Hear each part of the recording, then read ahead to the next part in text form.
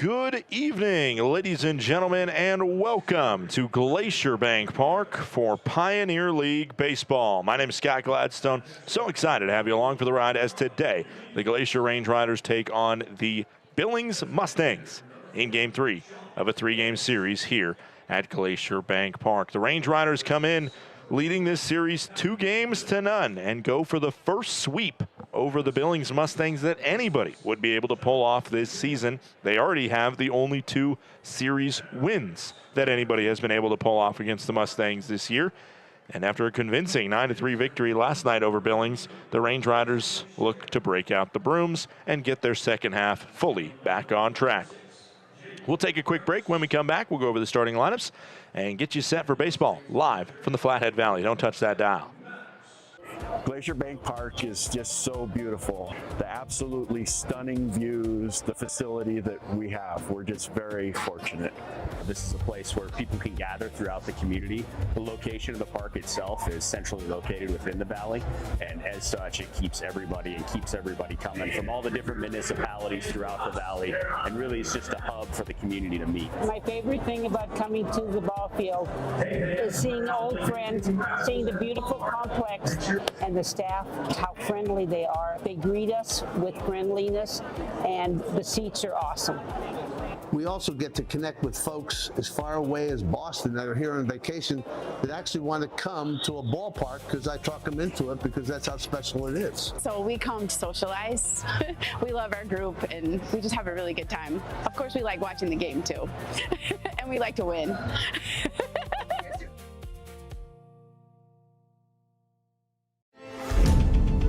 Numbness and tingling in the hand can make you lose your grip. Hi, I'm Dr. Nate Fogel. I'm an orthopedic surgeon and hand specialist here at Logan Health. Repetitive actions can lead to a condition called carpal tunnel. Left untreated, these symptoms can interfere with your daily life. Our fellowship-trained hand surgeons offer patient-specific care to help you regain control. Here's to getting a grip on life.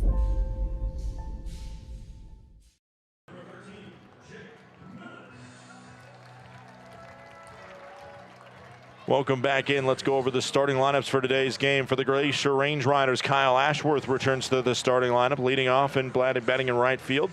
Jake Millen bats second, Carson Garner third, Vradenberg, Rover, and Steele are the middle 3, while Beard, Collins, and Lutzo round out the starting 9. Zach Longshore is the Range Rider pitcher. On the other side, it's Cam Bowen, Nin Burns, Jacob Gutierrez, Muniz, Lynch, and Mills, McHenry, Wright, and Shaver. Jaden Harris, who has been stellar this year, is the starting pitcher for the Billings Mustangs. We'll take one more quick break and be right back with the national anthem and first pitch.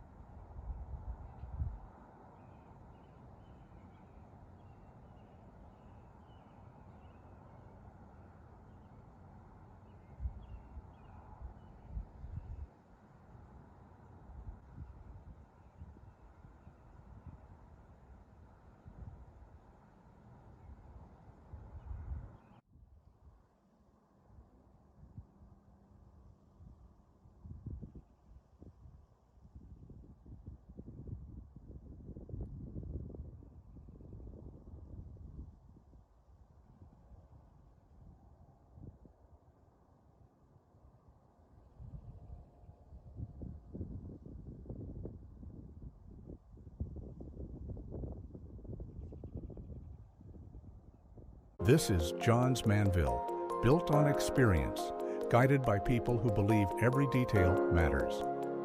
We manufacture commercial roofing systems with purpose, combining performance, protection, and long-term reliability. From the science behind our products to the trust earned on every job, we focus on what lasts and what comes next. Steady leadership, proven performance. Johns Manville Commercial Roofing Systems.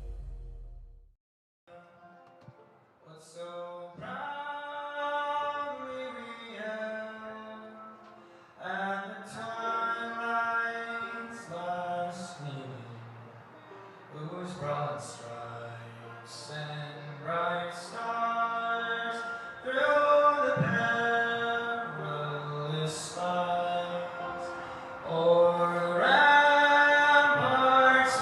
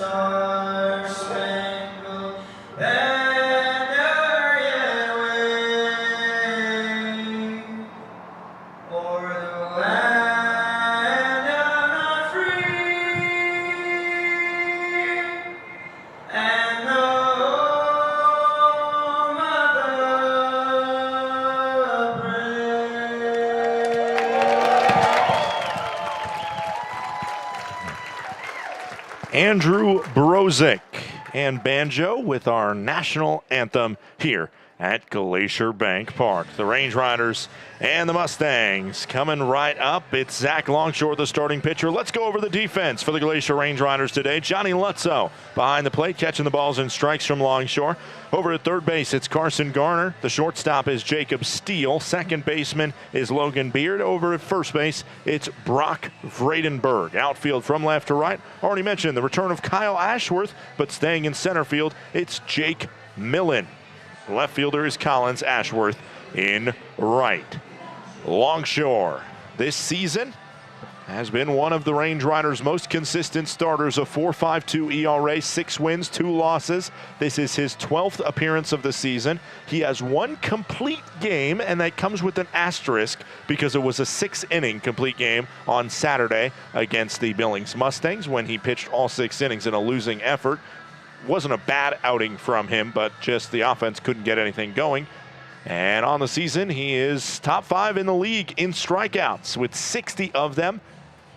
20 walks to go with those 60 strikeouts. Opposing batters hitting just .283 against the southpaw from the state of Texas. Originally, Longshore hailing from Richmond, Texas. 3 different stops in his collegiate career, as he spent time at Texas Lutheran University, TLU, D3 school, before heading to UTSA, as well as finishing his career at the University of New Orleans, now known as LSU New Orleans. Reminder of the lineup for Billings: Bowen, Burns, Gutierrez, Muniz, Lynch, Mills, McHenry, Wright, and Shaver. This Mustang squad has never lost 3 in a row this season. The Range Riders trying to deliver that to the first time for Billings. Bowen steps into the right-handed batter's box. Longshore toes the rubber, sets his frame, and will fire the first pitch of this Thursday evening affair. We're underway with a foul ball. 6:33 first pitch. 93 degrees and a smoky day in the Flathead Valley. Can't feel it at all in the air. You can just see it. Great day for baseball. Great weather outside of the haze that surrounds. Chop towards third. It's foul. Making a unsuccessful play is Joel Hartman. Tried to barehand it, and maybe that wasn't the best option. Count goes to 0-2. Longshore is a left-hander, one of just a handful of lefties the Range Riders have. Of course, Billings has just 1. Saw him yesterday. Skips in, 1 ball, 2 strikes.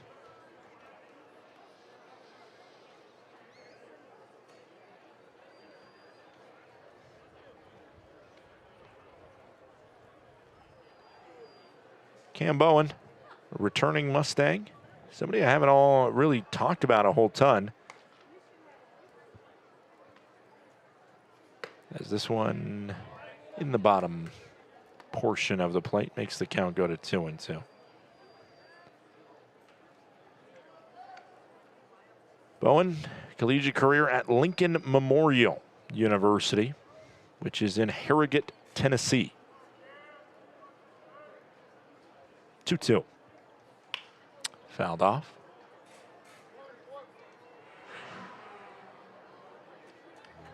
Great spot to be in for a kid in gray over there, as that is easily scampered to, and nobody competing with him for that foul ball. We stay 2 balls and 2 strikes. 5 years at Lincoln Memorial for Cam Bowen, starting in 2020 when he got a stunted season, only 13 games played. Played 175 career games for this squad, as that's a great play by Logan Beard. Spinorama for out number 1. I didn't think Beard was getting to that. It was moving with quite a bit of pace on the turf here. Beard got all the way, was able to get that glove down, which I think was one of the more impressive parts of it. And then the next moment, you have to be able to throw that with your right hand with decent pace to get out Bowen. And so your best option is to fully spin and get it to Vradenberg, which is exactly what he did. That's a nice play by Logan Beard. About as textbook as it gets. First pitch misses outside to Nin Burns the second. Burns, very consistent with the tick of reaching his right hand and touching his helmet after he sees every pitch. Fouled up and away. And the count goes to 1-1. Couple foul balls already given out. That's why you got to get here before first pitch. Got to get here right on time because you're going to miss out on some action in terms of getting souvenirs to take home. 1 ball, 1 strike. 1 out into Burns. That might be another one. Maybe it's on the rooftop. It is on the rooftop. The count goes to 1-2. JUCO career for Burns. Played at the JUCO level. Same school as his brother, Mount San Antonio College, where his brother played football. Now a Montana Tech ore digger. As this one whipped back up the middle. Nearly took a spot out of the shoe of Longshore. It's a 100-mile-per-hour ground ball single. And Gutierrez now steps up. Right-hander out of El Paso, Texas. It's 3 righties to start this lineup.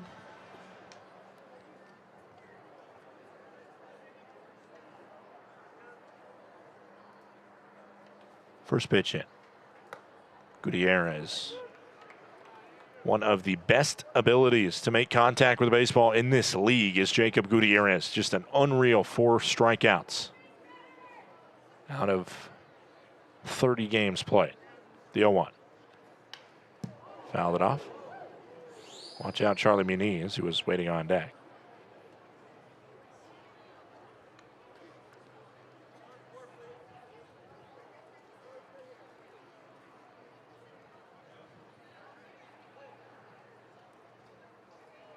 Oh, 2 count. 1 out into Gutierrez. Into right field and a base knock. Burns is going to try and go to third base, and it's cut off by Steele. Another well-hit ball, and there's runners on the corners with 1 gone. Again, Gutierrez, it's that ability to be able to make contact on 2 strikes and make good contact at that.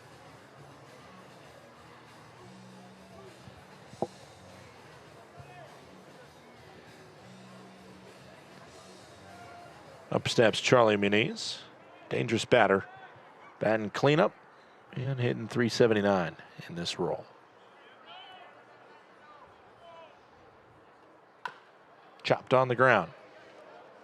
Ooh. Throw's going to come to first base. There was maybe a chance to try the 5-4-3 double play, but Garner just went with the safe out at first. It's an RBI ground out, and it's 1-0. Billings leads. Burns crosses home. Up steps Sean Lynch. Lynch, in very limited action, has been absolutely unreal this year. Kind of staggered that he hasn't got his chance more, but finally given the nod in the DH spot as he fouls it off. Lynch has batted .500 in 34 at-bats, an on-base percentage of .630. I'm flabbergasted that it's taken this long for him to get to 8 starts. The 0-1. Upstairs and away. Now an RBI opportunity with Gutierrez on second base in scoring position.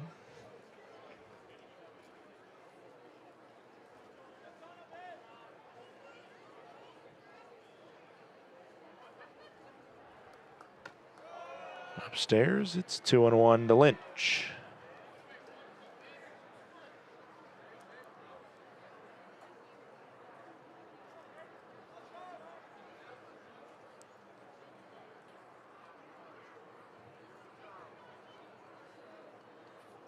Fouled off.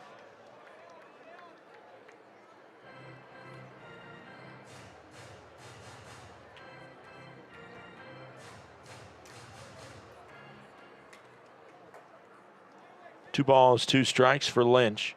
2 outs, runner on second, 1-0.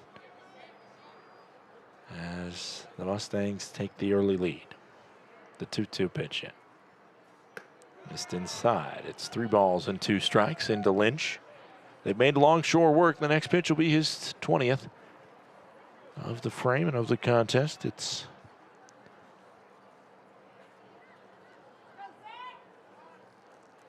a 3-2 payoff into Lynch.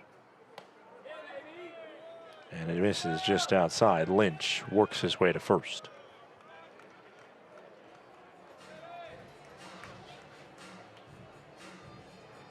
Up steps Patrick Mills, the left-handed bat, up against the lefty.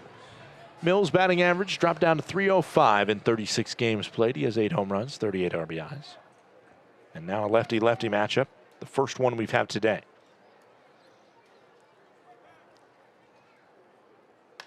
This one hit on the ground. Backhand from Beard. Throw to first is clean and simple for out number 3. We head to the bottom of the first. Range Riders trailing 1-0 after the RBI ground out.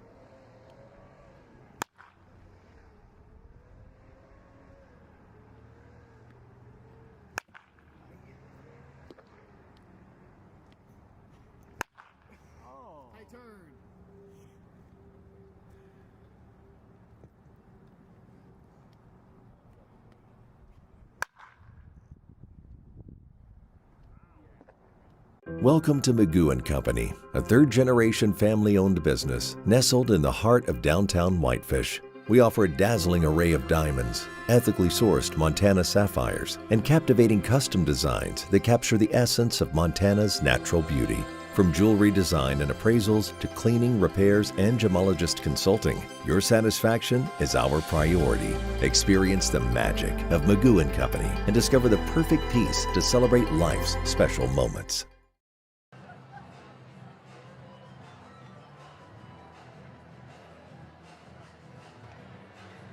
Welcome back in. Let's go over the defense for the Billings Mustangs. It's Charlie Muniz catching the balls and strikes.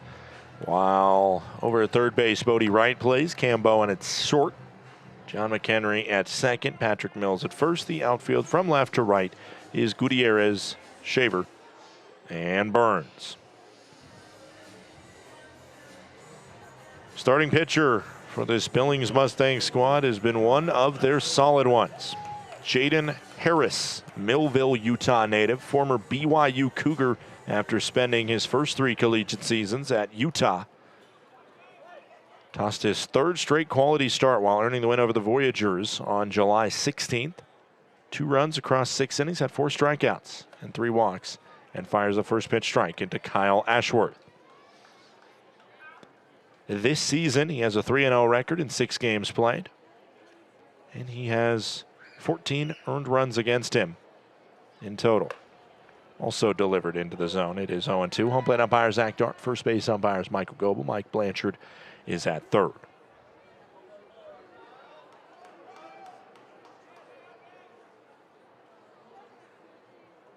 The 0-2. Low. This is the 5th time that Harris has faced off against the Range Riders, but only the 2nd time this year. He's allowed 2 earned runs in total against Glacier. Outside. It was his debut this season, his first game this season, when he had 8 strikeouts, 4 walks, allowed no earned runs, 3 hits in 5 2/3 innings.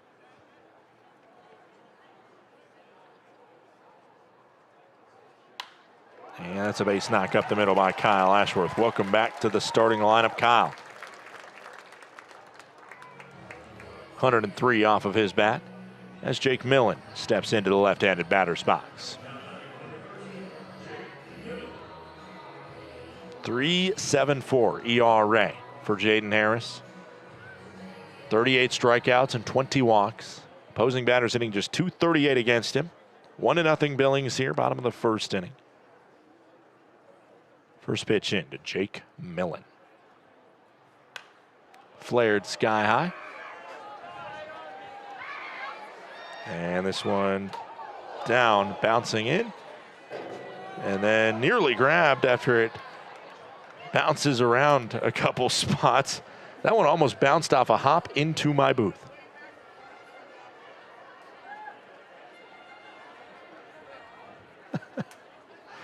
Oh, the fight for foul balls, always entertaining. Just glad everybody's okay back there. Count goes to 0-1 with some excitement. Didn't end up in anybody's nachos as well, as that's safe back at first.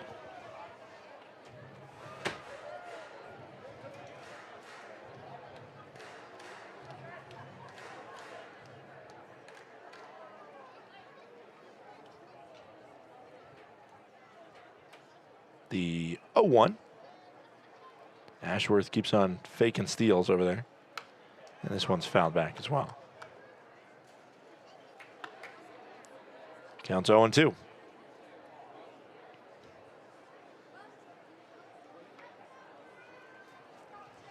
Millen on the season. He's batting .243, 9 home runs, 27 ribbies.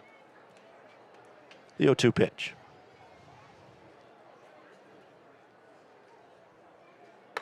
Up and away. Harris worked up 0-2 versus the leadoff batter, Ashworth. And we got up 0-2 on Millen. And now the 1 ball, 2 strike, no out pitch, bottom of the first inning.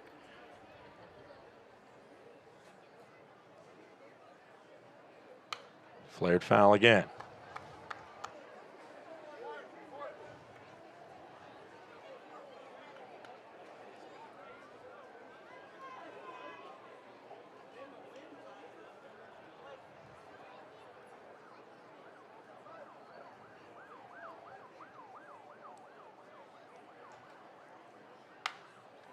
Sky high over near third base, tracking over his Bodie right and makes the grab. Took him a sec to figure out where that one was going, but eventually a last-minute adjustment works to the tune of a pop-out foul. Ashworth still on first. Muniz behind the plate. Muniz has a pretty solid arm back there. He caught a runner stealing yesterday of Glaciers.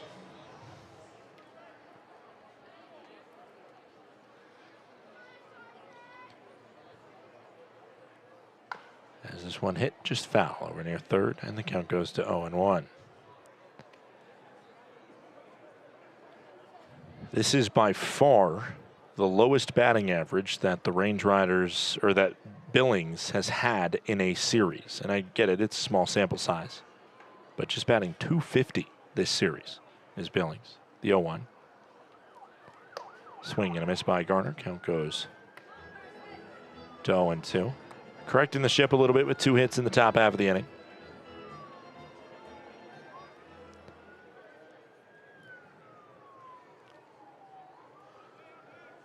No balls, 2 strikes. 1 out. Downstairs, 93 on the gun from Harris.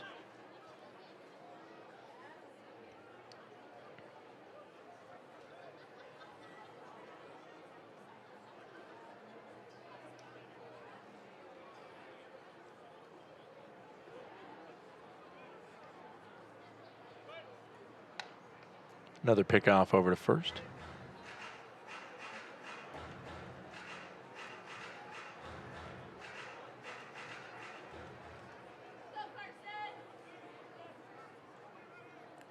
One ball, 2 strikes. This one swung on out to center field. It's right at Shaver. Very well hit, but just way too easy for Shaver's total movement. There's two gone in the bottom of the first. Up comes Brock Vredenberg. This will be the first matchup of Vredenberg with Harris.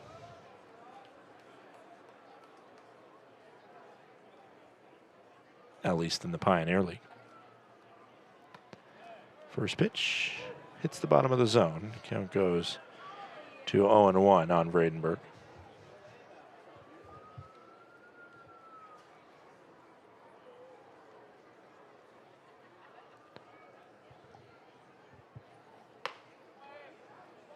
That 0-1 pitch is outside. 1 ball, 1 strike, 2 outs. Vredenberg on the season batting .354, 5 home runs, 23 RBIs.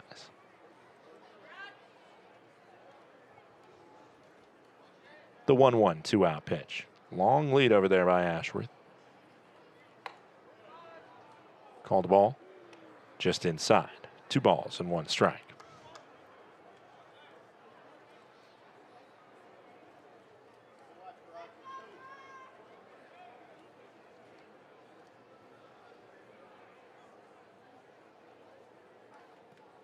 Skips to the backstop and a wild pitch to put Ashworth on second base.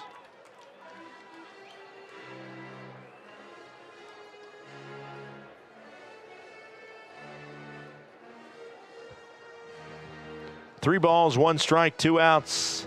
Speed on second for the Range Riders. A base knocked by Vredenberg easily ties this game. Maybe not easily, but very likely ties this game. 3 balls, 1 strike. Hitters count pitch into Vredenberg. Fouled off.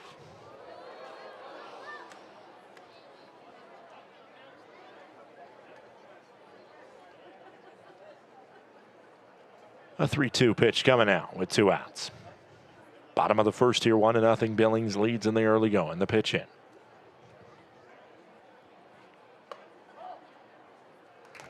It's called ball 4.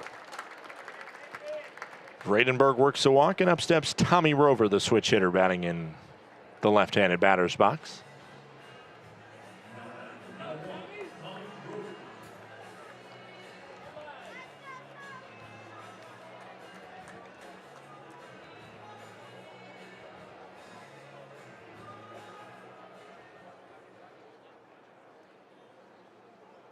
Rover stepping up on the season. He's batting .279, 6 home runs, 45 ribbies. And he sees the first pitch near his toes. Count goes to 1-0. Range Riders haven't scored any this inning, but Harris, unless he picks somebody off here, will throw more pitches than Longshore did.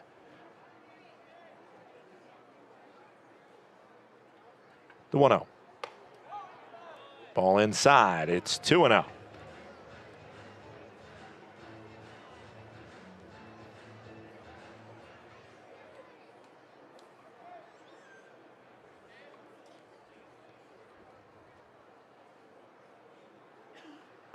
Also inside, it's 3-0. A ball would load the bases for Jacob Steele. 3 balls, no strikes, 2 outs. Runners on first and second. They'll be going on contact with 2 outs. As the 3-0 pitch comes home.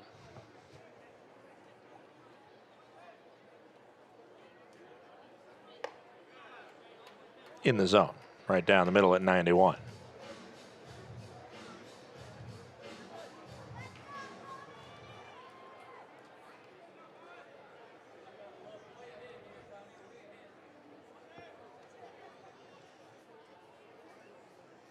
(3-1) is ball 4 as it misses inside. Bases will be loaded for Jacob Steele, who has been incredibly clutch with the bases stuffed.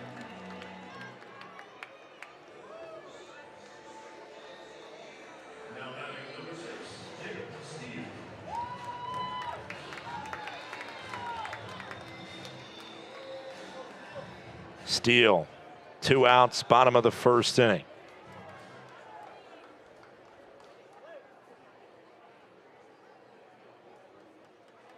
Bases loaded for Glacier. Early opportunity to break this game open. Upstairs, count goes to 1-0.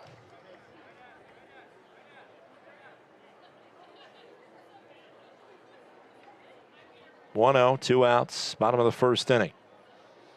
Rover, a big lead over there on first. Obviously, with the first baseman pretty far off of the bag, playing for just in case if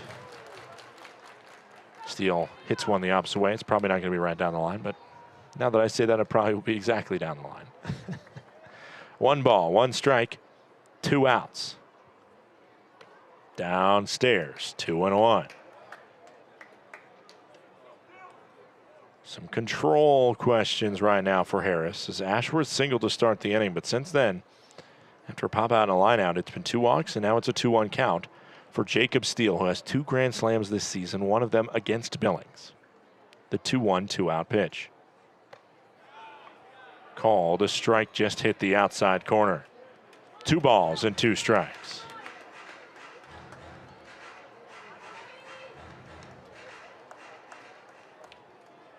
The 2-2. Coming into Jacob Steele.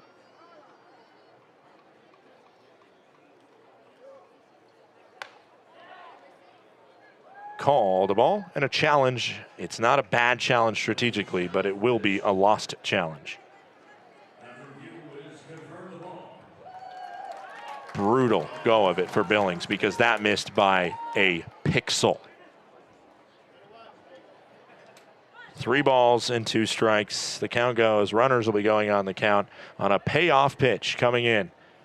I'm telling you, that was frighteningly close. The 3-2, 2-out pitch. Fouled off by Steele.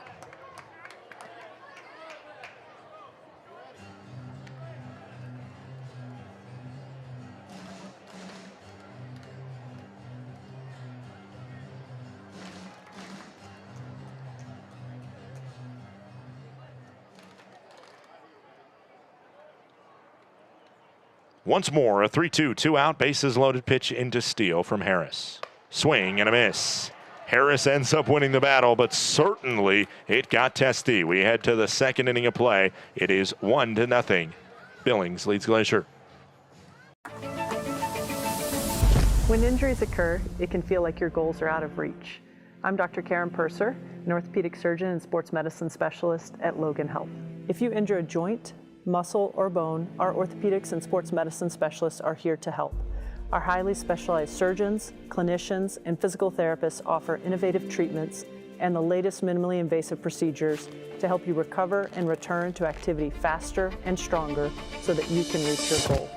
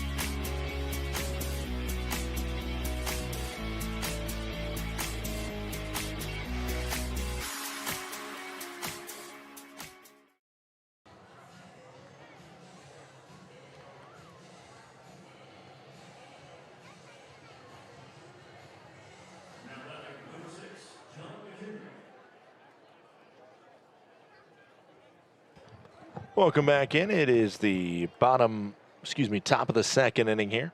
John McHenry leads it off, 7, 8, and 9. Due up. McHenry, right, and Shaver. Has Longshore. We'll get this inning with a foul ball. Start. 0-1 count, nobody out. McHenry on the season is batting .293. He has 8 home runs, 41 RBIs.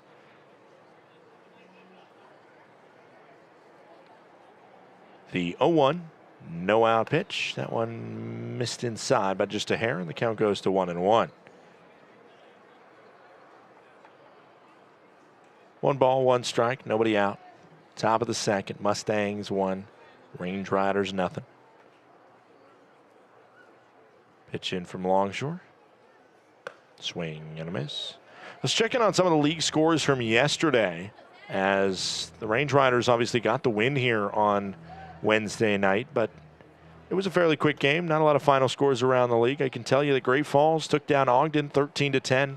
That's another loss by the Raptors, who have looked a little out of sorts in the second half after splitting a series with Idaho Falls. A Chucker squad that does seem revitalized because they got a win over Missoula at home, 12-9.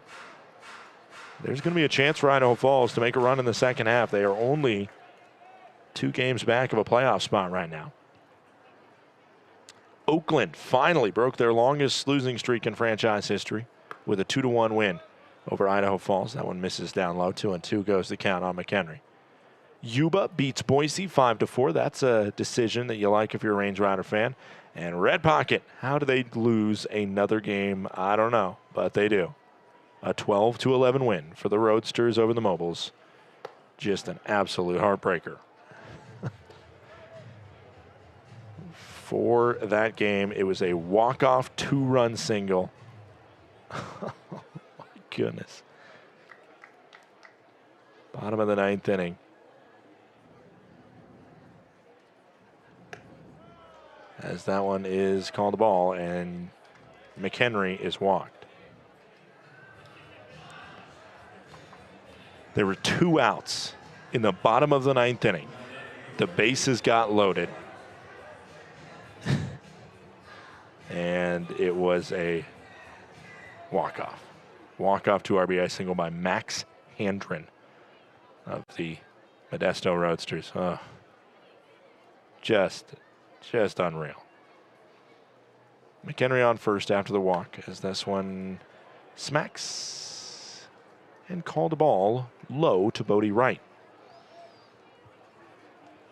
1-0 Mustangs lead here. The Range Riders got the bases loaded. Couldn't do anything about it. In the bottom of the first inning. That one called the ball downstairs, and it's 2-0.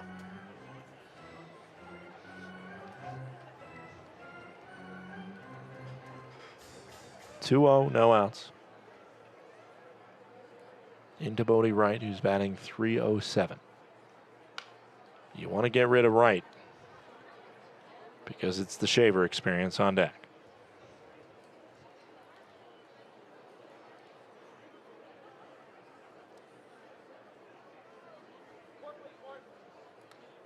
Two balls, 1 strike, nobody out.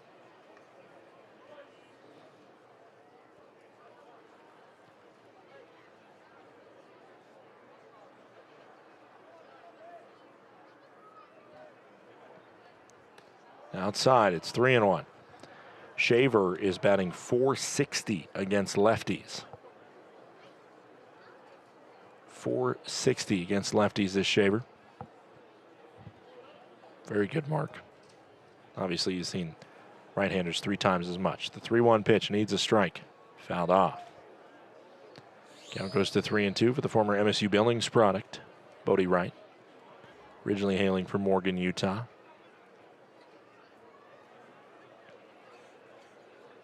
Also appeared as a pitcher in 4 games for MSUB. 3 balls, 2 strikes, nobody out. Top of the second inning. Pitch coming in. It is called a ball. And there's 2 on, nobody out for A.J. Shaver. Thing is, he's so good at dropping down bunts, you got to prepare for a bunt. You also got to prepare for a 100-mile-per-hour exit velo. What does Shaver do? Top of the second here.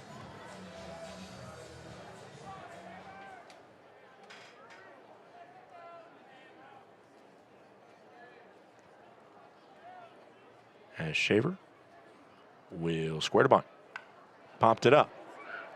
Played by Vredenberg, and it's out. Number 1. That was an interesting situation. I don't know if that goes down as an infield fly, because if I was Vredenberg, there's a consideration there if you think you have it handled to let it fall, make sure it doesn't go foul, That would be like an IQ 1,000 type play, though. And then, you know, get the lead runner. Well, you want to get Shaver. I don't know. It's a little too testy.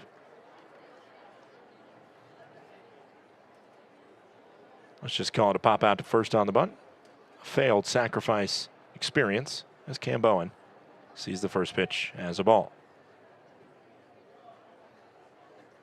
This one clocked foul, 1-1.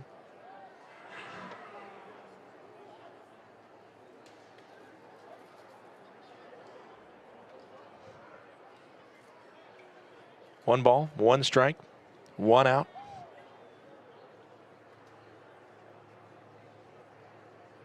For Cam Bowen, a dangerous batter. Sky high to shallow right field. Moving in is Ashworth, and he can't make the grab. Beard will spin-a-rama and throw for out number 2, however. That goes down as a 9-4-6 fielder's choice.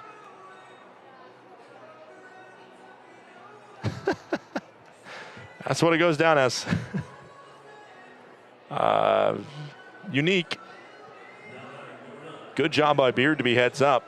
And good job by Ashworth to make sure that was right in the breadbasket for Beard to spin around and throw to second.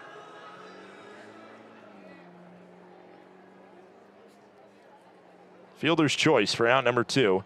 And Inburns has an opportunity here with one out. Or with 2 on and 2 outs. But 1 in scoring position. And a 1-0 lead.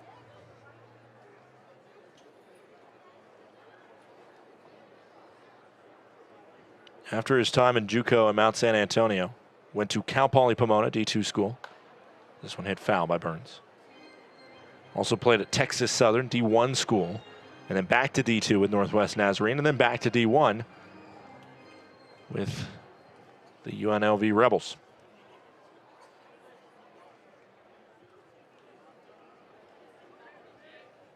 One ball, one strike. Fouled off again by Nin Burns. Burns has not been struck out this season. Him and Gutierrez are 2 of the best in the league. And I get it, small sample size, but 5 games, no strikeouts is incredible. It's a good mark to be able to put up. 1 ball, 2 strikes, 2 outs. Fouled off. We've had plenty of chances for these 2 squads. Obviously taking advantage of the RBI ground out. Did Billings their last time up.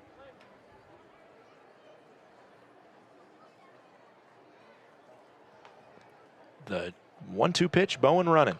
Fouled off. Bowen back to first.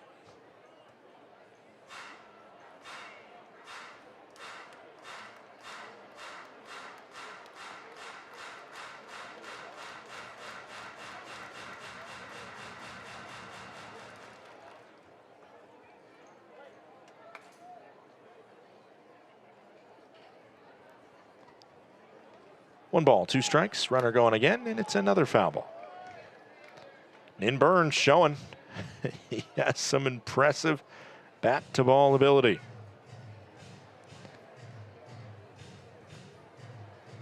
Let's check out some of his numbers. This last spring at UNLV, he had 40 strikeouts in 233 plate appearances. That's low, but it's not strikingly low.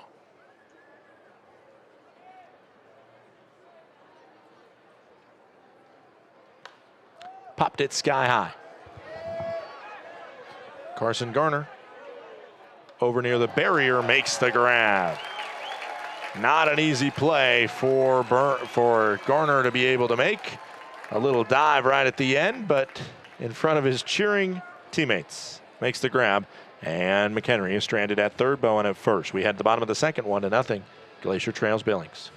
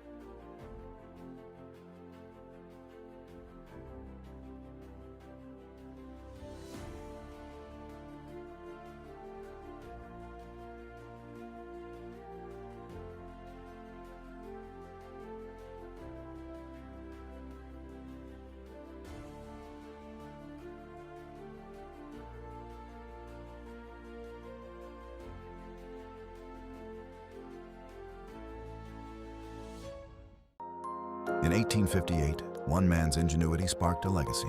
When Henry Ward Johns set out to rethink roofing, he built something that would last. That spirit carried forward in 1901, when Johns joined forces with Charles Manville, creating Johns Manville. For more than 160 years, through challenge and change, innovation and resilience have defined who we are. Today, backed by Berkshire Hathaway, Johns Manville is trusted in the commercial roofing industry, with systems built to perform.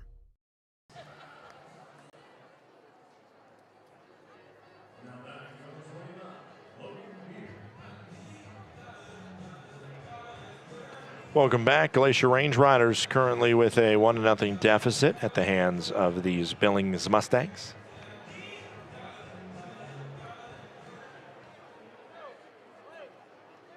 Logan Beard leads us off, 7, 8, and 9, due up for the Range Riders. First pitch into the zone. Harris, first pitch strike percentage is very good. Problem is he gave up a couple free passes, got himself in a scary situation, but was able to survive it last inning. Led in part by the Ashworth single.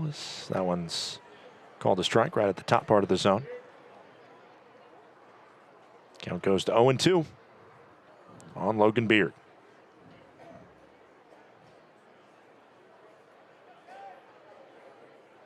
Upstairs, 1 ball and 2 strikes.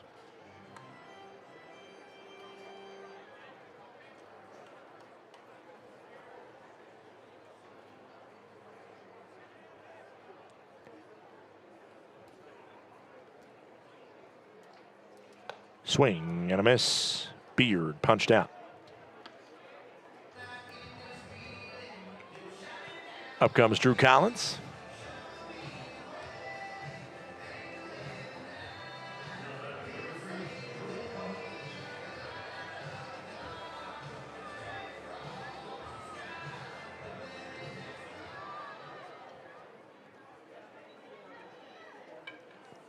First pitch coming into Drew Collins, who is batting .271 this year. That one's called. A ball upstairs. Count goes to 1-0.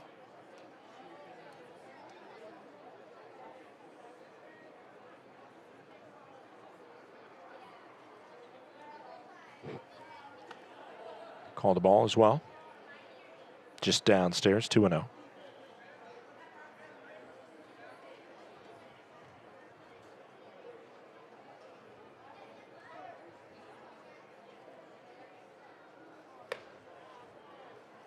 In the zone, called a strike. It's 2-1 for the speedy Drew Collins.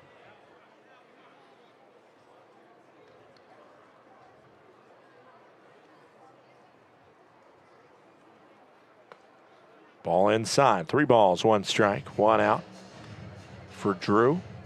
Ohio native from Oregon, Ohio.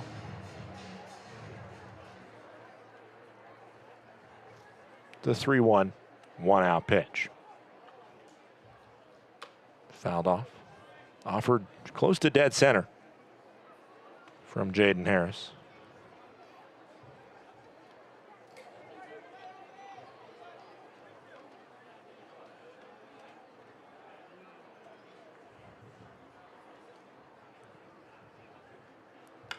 Hit over towards first, kind of came funky off the bat. Drew Collins not able to get to first base in time as Mills grabs the ball and taps first. 2 gone, bottom of the second inning.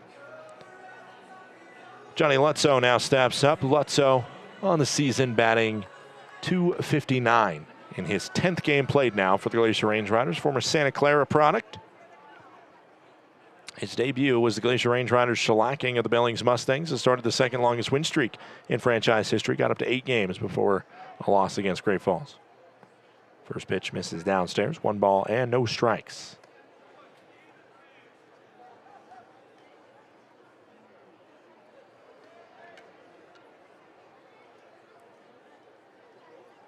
This one tapped, foul by Lutzow.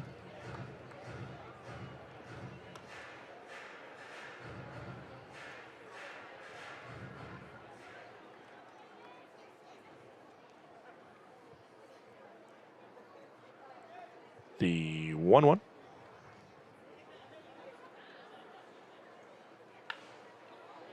into shallow right. Will it get down? No.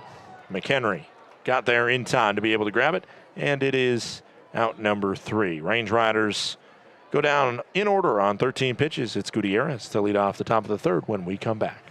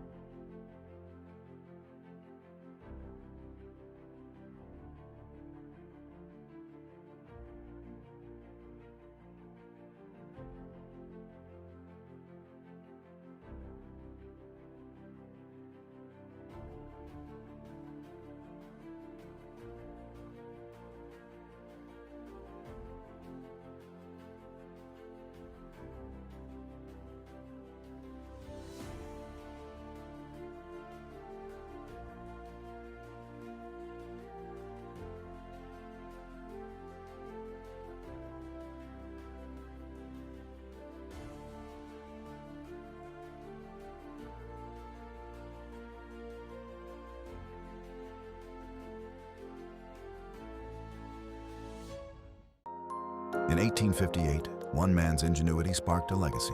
When Henry Ward Johns set out to rethink roofing, he built something that would last. That spirit carried forward in 1901, when Johns joined forces with Charles Manville, creating Johns Manville. For more than 160 years, through challenge and change, innovation and resilience have defined who we are.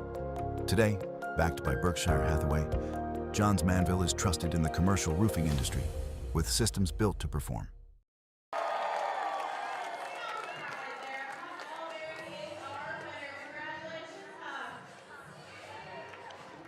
Welcome back. It's the top of the 3rd inning. Jacob Gutierrez leads it off versus Zach Longshore. Gutierrez 1 for 1 with a single into right field.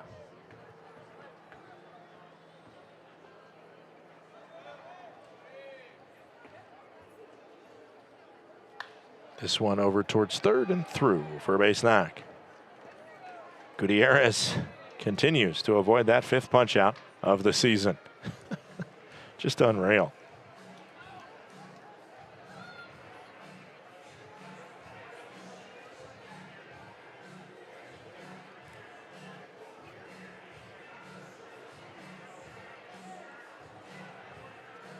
Up steps Charlie Muniz. Muniz is 0 for 1 at the RBI groundout.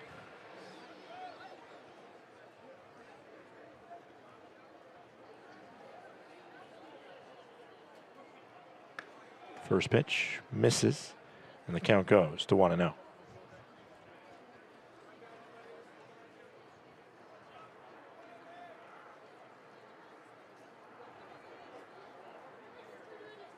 Swing and a miss by Muniz. 1 ball and 1 strike.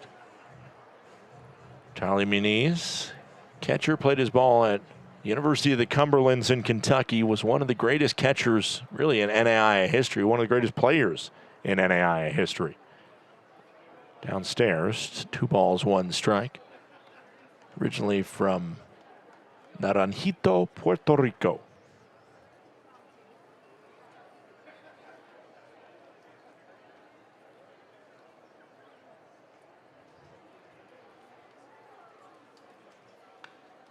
Fouled back, and the count goes to 2-2 for Muniz.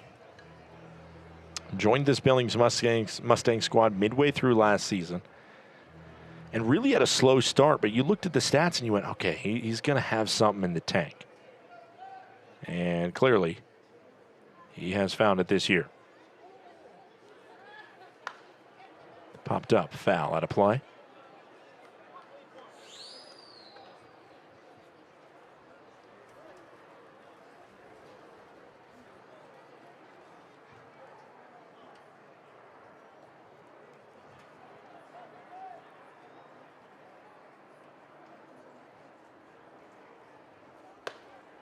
Swing and a miss. Muniz punched out, 1 gone, top of the 3rd inning. Up steps Sean Lynch, who was 0 for 0 with a walk.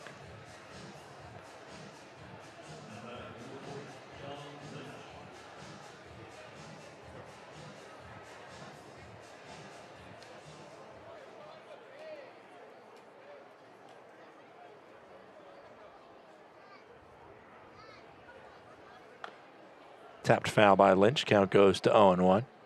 Lynch is also a returning player for this squad. Limited time last year, limited time this year.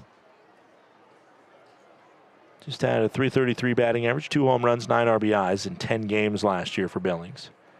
Played at the D2 level with St. Thomas Aquinas. This ball gets by Vredenberg, but he got enough of a piece of it that Gutierrez does not have a chance to run to second base. 0-1 count.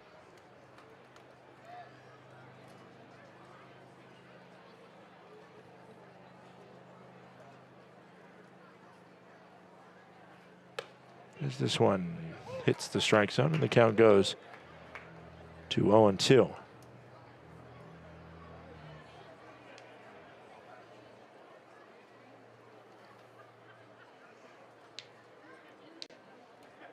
Oh-2 pitch. Lynch skies it, and it's out of play. Towards the seats, and the kid wearing his purple Huckleberry jersey gets his hands on that one.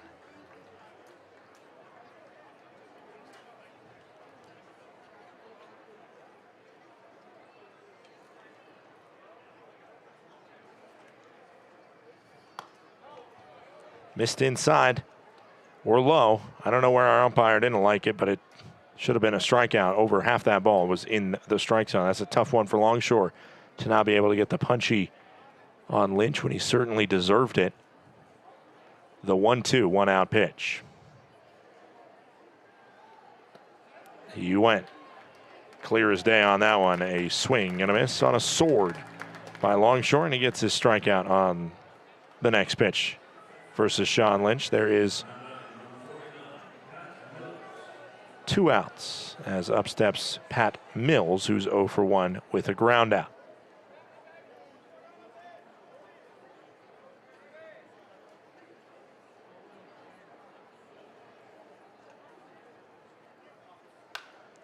Good carry on this one off the bat of Mills. The opposite way to the track it goes, and it's gone. Mills finally wakes up.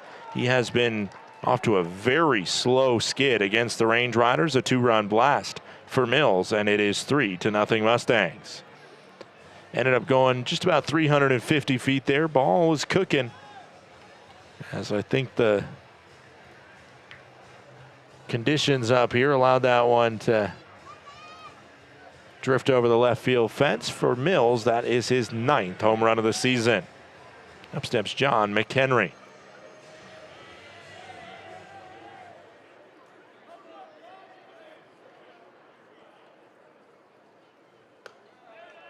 First pitch upstairs, and the count goes to 1-0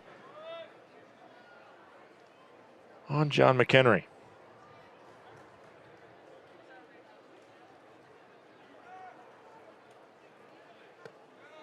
Downstairs, 2 balls, no strikes. 3-0. Mustangs have the lead here, top of the 3rd inning, a 2-0 count with 2 outs into McHenry. Swing and a miss. McHenry walked his first time up.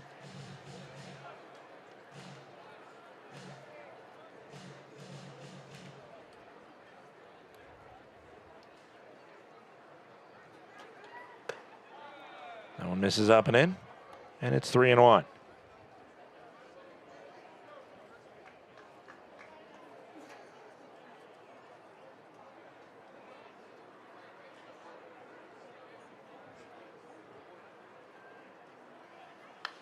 Popped up. Vredenberg working over there, but it's going to get out of play. And a perfect hop to a spectator waiting for it. 3 balls, 2 strikes, 2 outs, top of the 3rd inning.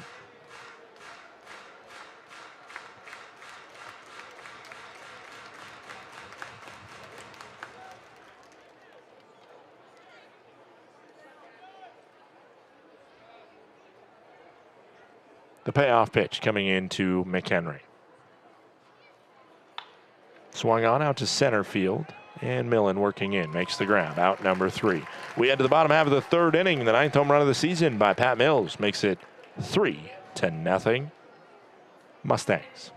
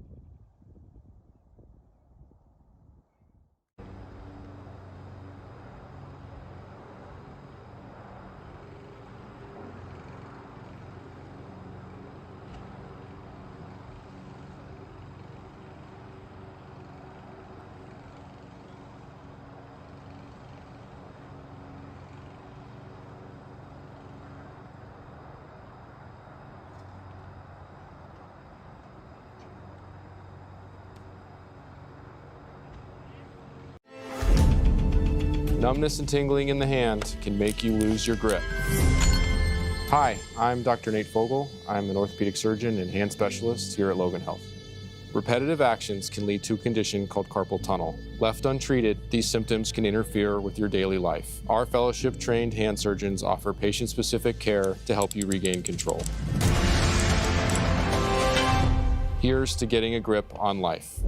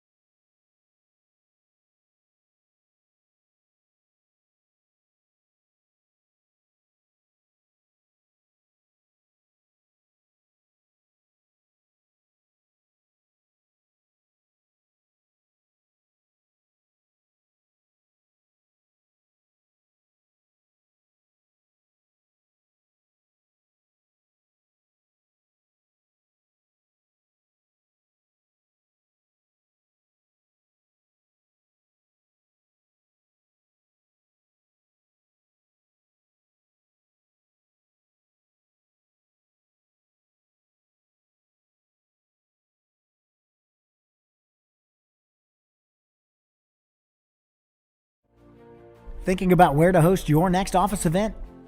Book the indoor event space at Glacier Bank Park.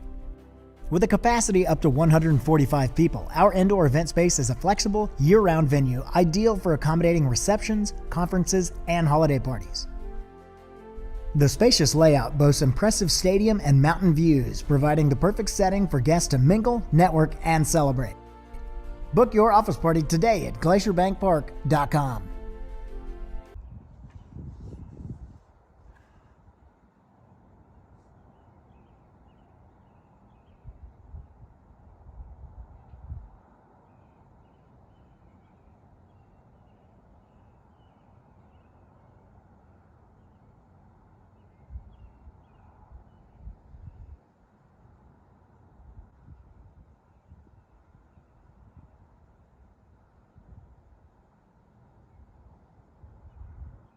Innovation has always been at the core of Johns Manville. From advanced testing labs to real-world job sites, we rethink what roofing can deliver. Through science, precision engineering, and decades of real-world experience, we engineer commercial roofing systems that deliver lasting performance. At Johns Manville, innovation means listening, learning, and building solutions that meet today's needs while preparing for what's next. This is progress with purpose.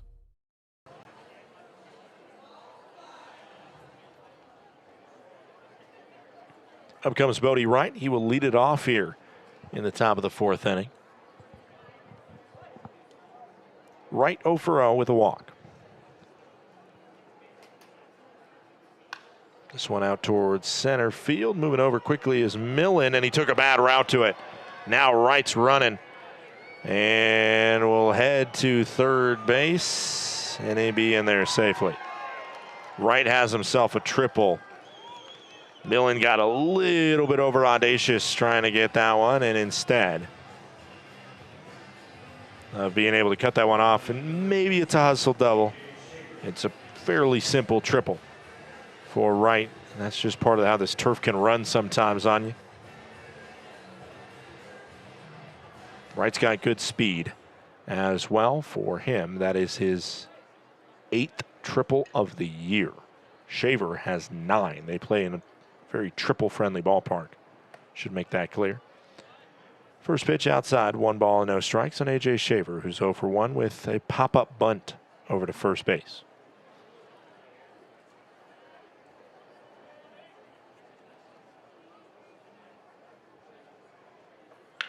This one over towards second, and it's just beyond the dive of Logan Beard.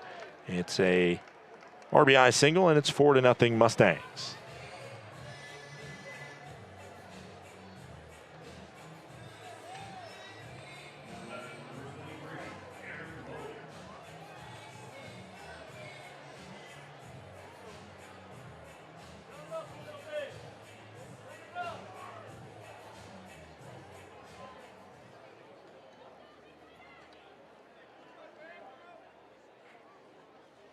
First pitch into Cambo and finds the zone. The count goes to 0-1. 4-0 Mustangs in front. Nobody out here. Shaver on first. Threat to steal for sure. He leads the team in stolen bases with 22. He's running. Throwing to second. Safe out there.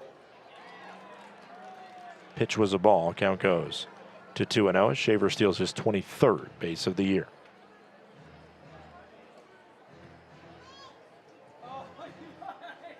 The 1-1 comes in. Ooh, he kind of swan dived into the turf on that one. Did not feel good. Call the ball away. Count goes to 2-1.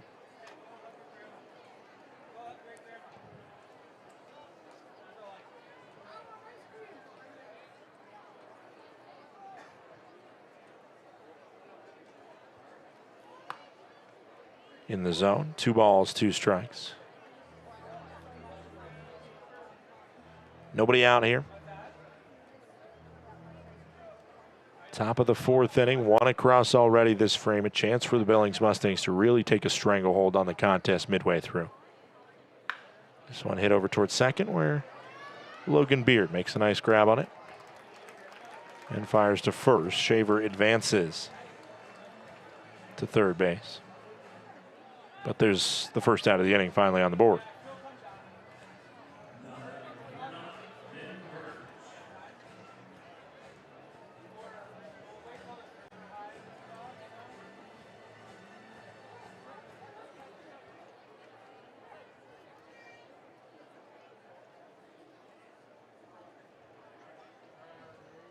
First pitch in Burns is a called strike. Count goes to 0-1 on Burns. That one just scraped the outside of the zone. RBI opportunity with Shaver on third here for Burns. The 0-1. That one's in the zone as well. It is 0-2. Both of these framed well by Lutzo, but they were strikes the whole way. And now the 0-2 trying to punch out a guy who rarely gets punched. Has never been in his pro career. This one tapped over to third, fielded by Garner. Throws a little bit high, but easy for Vredenberg.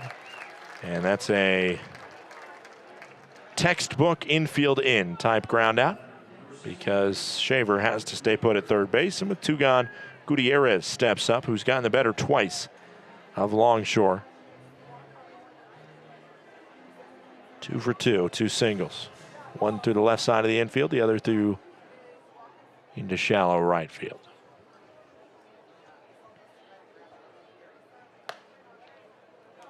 First pitch just outside, 1-0.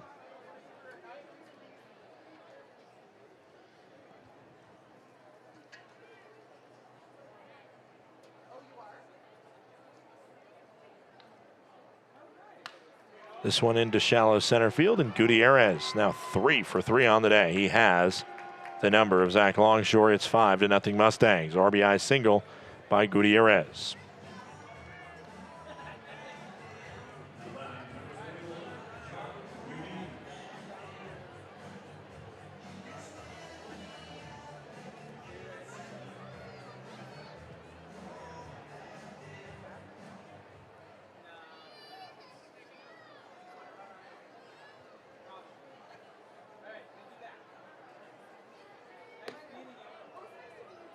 First pitch into Charlie Muniz, misses low. Muniz on the day, he's 0 for 2. He has himself a strikeout and a ground out.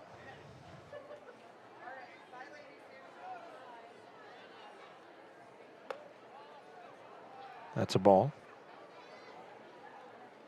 2-0 goes the count.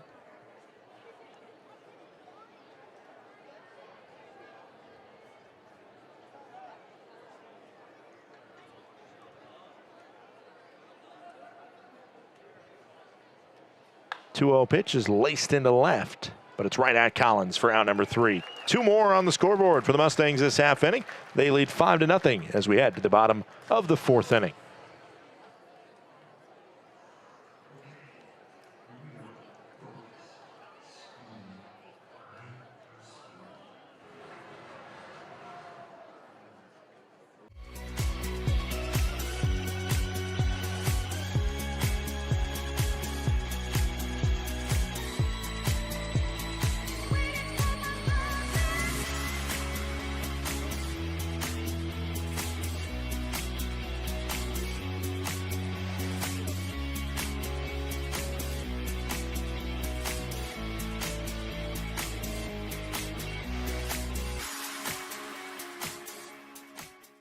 Welcome to Magoo & Company, a third-generation family-owned business nestled in the heart of downtown Whitefish. We offer a dazzling array of diamonds, ethically sourced Montana sapphires, and captivating custom designs that capture the essence of Montana's natural beauty.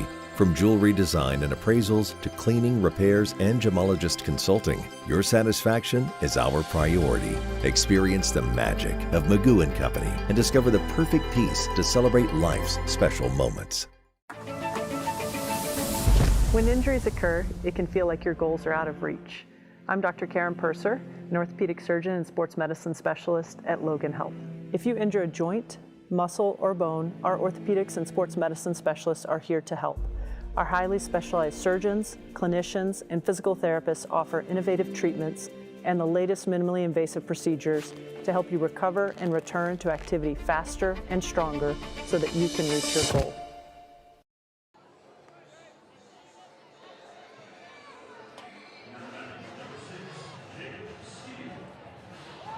Welcome back. Bottom of the fourth inning. Jacob Steele steps up to the plate. He ended the bottom of the first inning when he had an opportunity. Bases loaded.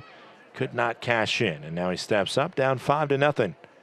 This Glacier Range Rider squad looking to find their way back against Jaden Harris. His 70th pitch of the day is called a ball down low. Count goes to 1-0. As soon as they can get Harris out of this contest, it certainly becomes a whole new game. Bullpen's been solid, but they're not unbeatable. As that one's up and in, and it's 2-0.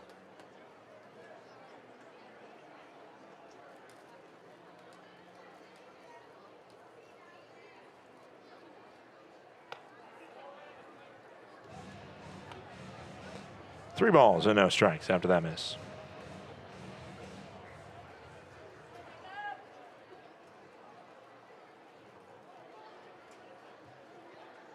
And nowhere near.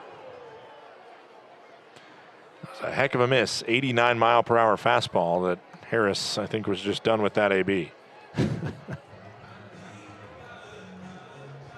Leadoff walk, and another walk issued by Harris, who, despite the fact that his ERA so far has not been touched, his whip is at 2-0 for this game, which is a shockingly high number with a shutout on the board.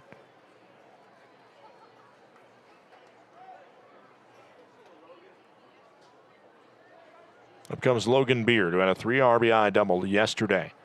One of the big moments for the Range Riders, as it's the 5th straight ball thrown by Harris.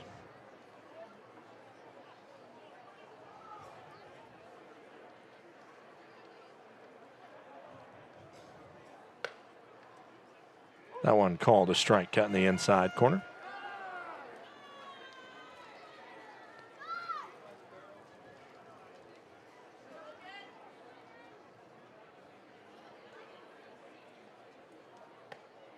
And that one misses. It's 2 balls and 1 strike. Is Beard more than happy to be patient.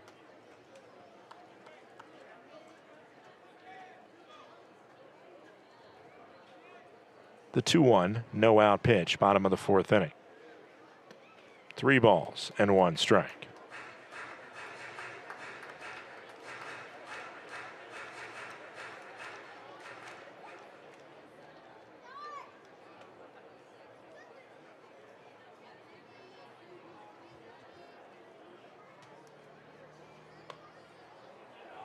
Called a strike. Oh, that's the umpire giving one to Muniz behind the plate. That should have been ball 4 and a walk. Ooh, that's a big miss and a big moment. Could have been 2 on, nobody out. Instead, count goes full. Can Beard make do on an extra pitch? The 3-2 coming in. And it's ball 4, and instead it's just an extra pitch thrown. All's well that ends well, ball don't lie. And it's 2 aboard, nobody out as Harris fires his 6th walk of the day. And up comes Drew Collins, who I would put the house down that he is going to drop down a sacrifice bunt.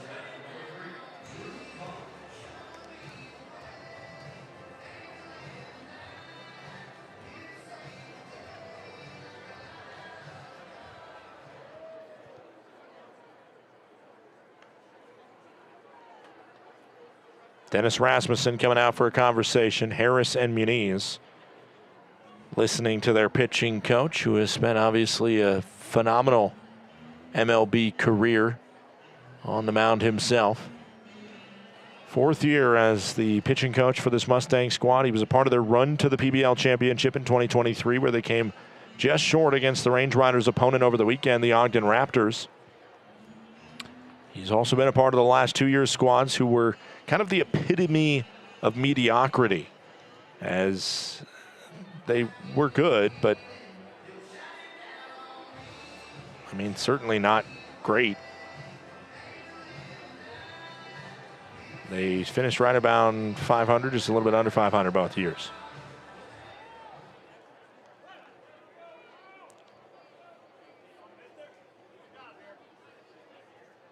First pitch into Drew Collins, who, I guess because of the scoring differential, he is not dropping down a bunt. At least as of right now, he did not square to bunt there.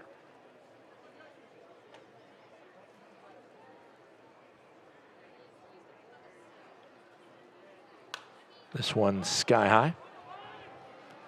Over near third, and Bodie Wright does make the grab. It's a foul out there. With Collins' speed, that's the reason why I think, like, oh man, yeah, bunt makes a lot of sense. Even though you give an out, possibly, I still think that that's something, I think in retrospect, probably Range Riders wish they would have considered more. It's just a couple days ago that Collins reached on a would-be sacrifice bunt. He ended up getting himself aboard. Johnny Lutzow sees the first pitch high, and the count goes to 1-0. 2 walks have put 2 on. The Range Riders have already stranded 6 runners this game through the first 3 innings. Flared foul. They do not want to push that number to 8. They want to find a way to get some runners across. They need to answer this Billings Mustangs squad, but they need to get a hit off Harris, which has seemed to be nearly impossible. Ashworth is the only player that has gotten a base knock. Meanwhile, the Mustangs have hit 7. The 1-1. Tapper. It's foul.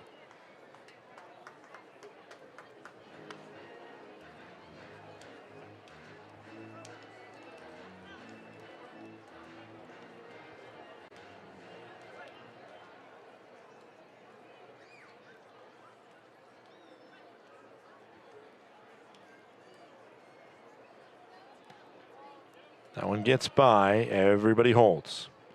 It's a great job by Beard. Sometimes it's hard to undervalue when a ball like that gets away and you're the second base runner. Fundamentally, you watch the guy in front of you, and if he doesn't go, you don't go. And Beard did a really great job of not even bluffing. He was 100% paying attention to what was done there, as it's a swing and a miss, and Lutzow punched out.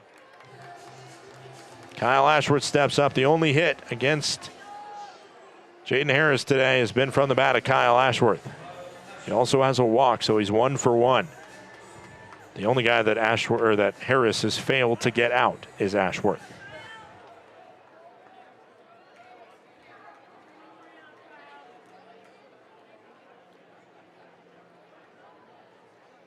First pitch delivered right over the plate. Count goes to 0-1.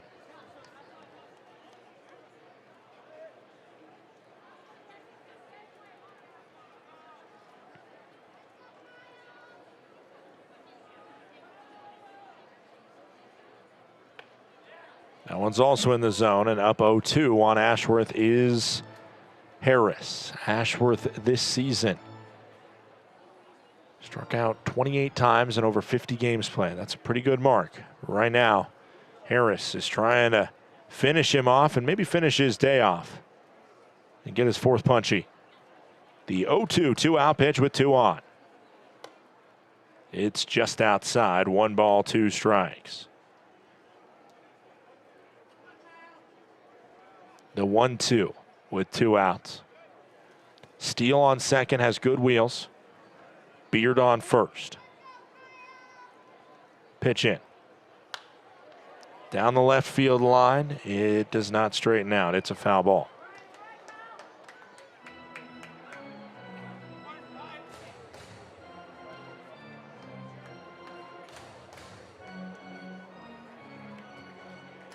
One ball, 2 strikes, 2 outs, bottom of the 4th inning.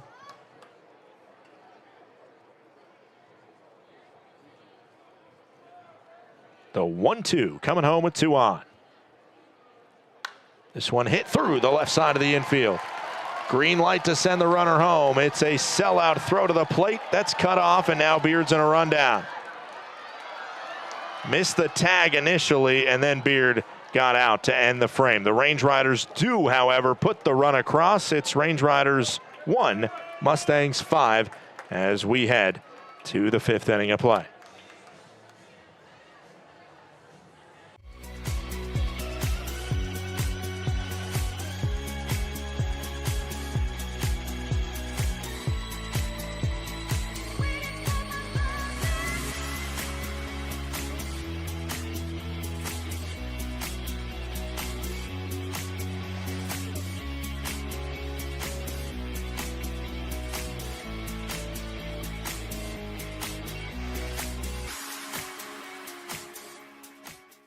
Welcome to Magoo & Company, a third-generation family-owned business nestled in the heart of downtown Whitefish. We offer a dazzling array of diamonds, ethically sourced Montana sapphires, and captivating custom designs that capture the essence of Montana's natural beauty.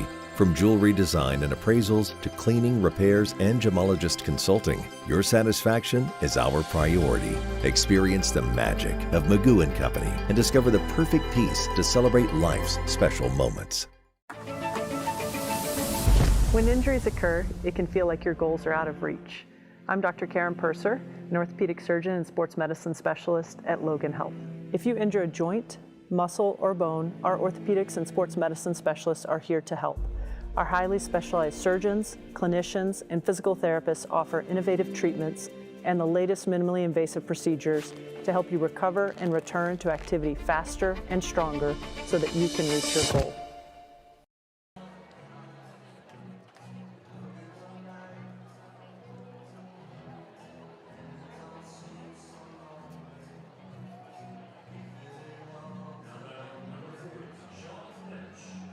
Welcome back. Top of the fifth inning. Glacier Range Riders on the scoreboard. It's a 5-1 scoreline. Thanks to an RBI single by Ashworth. Throw it on the base paths ended the inning as there's a first pitch strike dropping in to Sean Lynch, who's 0 for 1 with a strikeout swinging.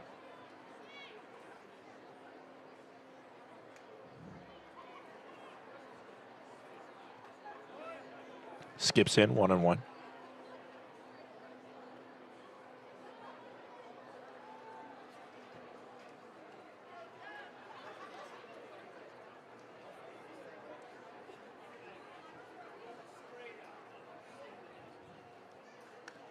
Scraped foul. 1 ball, 2 strikes.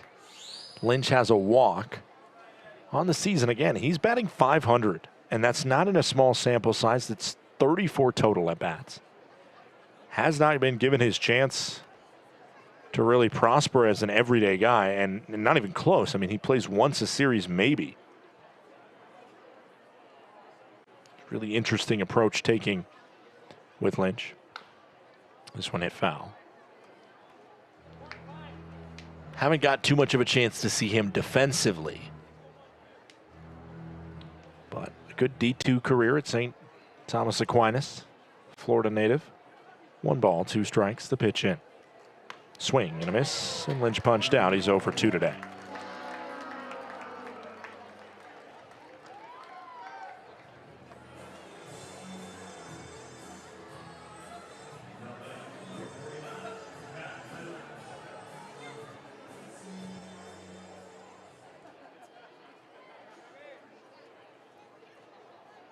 Pat Mills stepping up. Big home run his last time to the plate, and he got sorted there. Count goes to 0-1. Mills, obviously a lefty bat, but he's done better against lefties. That was his second home run, and he's 11 for 33 against left-handers, while he's batting under .300 against right-handers.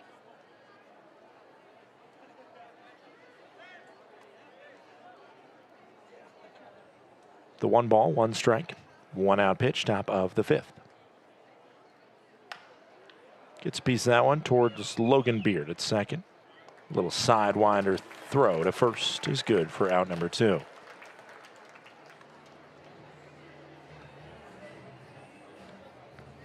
John McHenry steps up. McHenry is 0 for 1 with a walk and a flyout. As Longshore tries to go 1-2-3 in this inning. And flip the offense back to the plate for Glacier. Ball upstairs, 1-0. Nobody warming up in the pen. It looks like it's either somebody ready to go or Harris back out there. Harris would be out there on 91 pitches, as this was the 90th fired by Longshore.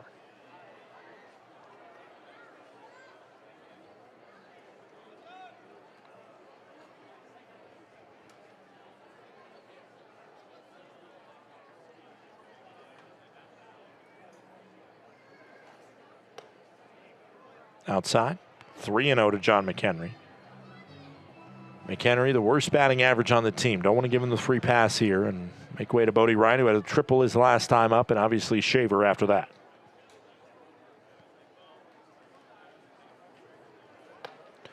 Get me over pitch, right over the heart. And the count goes to 3-1.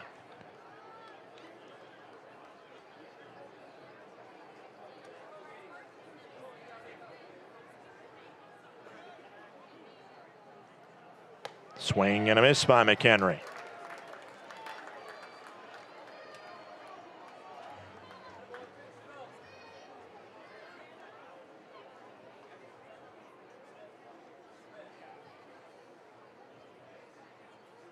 Popped up. Will it stay in play? Vredenberger looking at it. It heads over towards the grass area.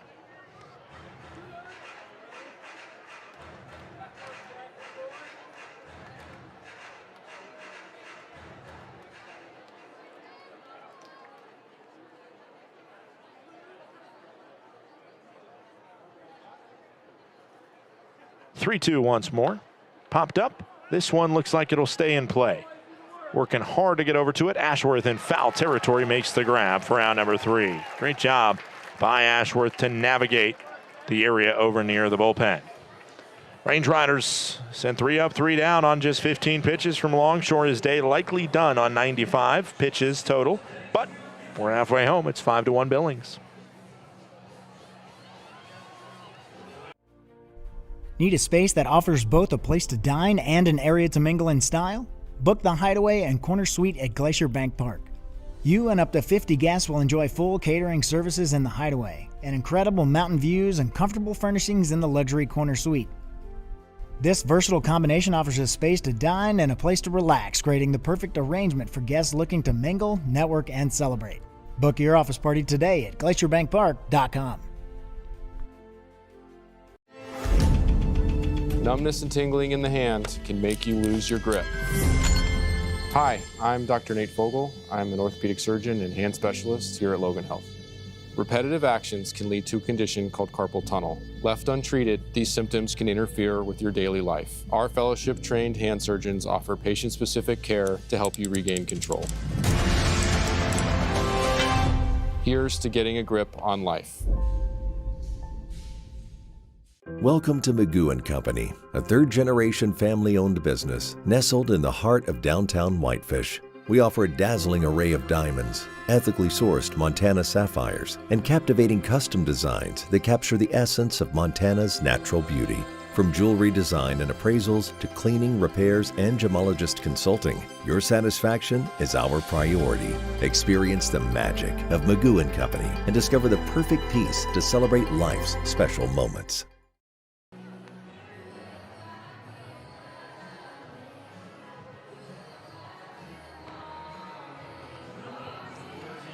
Jake Millen leads us off here, bottom of the 5th inning. Millen 0 for 2 with a pop out and a fly out. And it is Harris back out there on 91 pitches.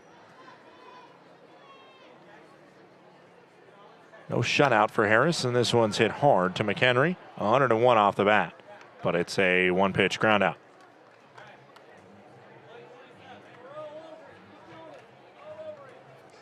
Up comes Carson Garner, 0 for 1. Garner has himself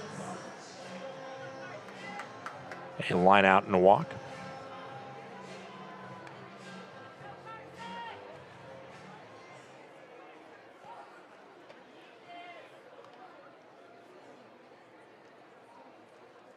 First pitch misses, and the count goes to 1-0.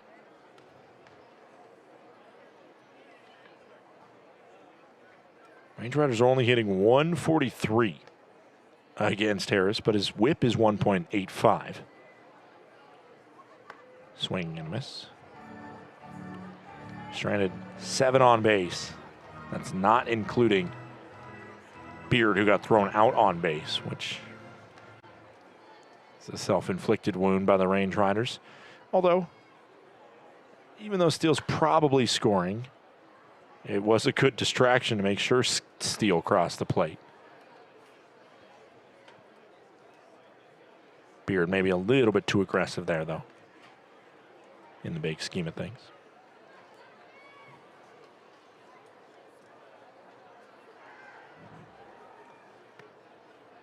Ball makes the count 2-2.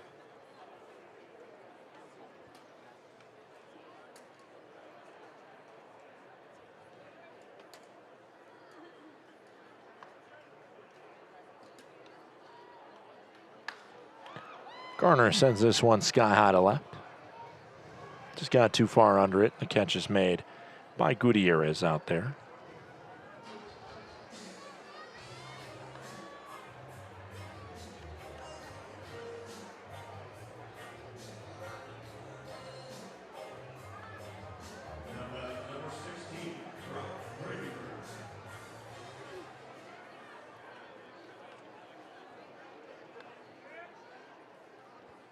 Up comes Brock Vredenberg, 2 outs. Vredenberg 0 for 1 with a walk. This one hit upstairs. 1 ball, no strikes. A line out to center, well hit. 90 miles per hour plus. The 1-0 pitch from Harris. Below the zone, it's 2-0.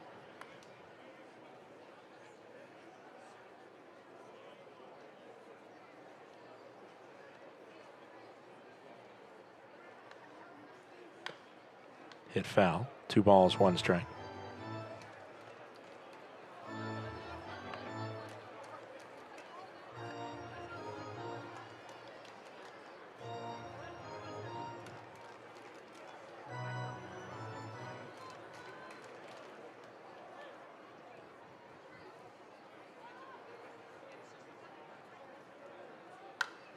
This one sky high. Foul ball.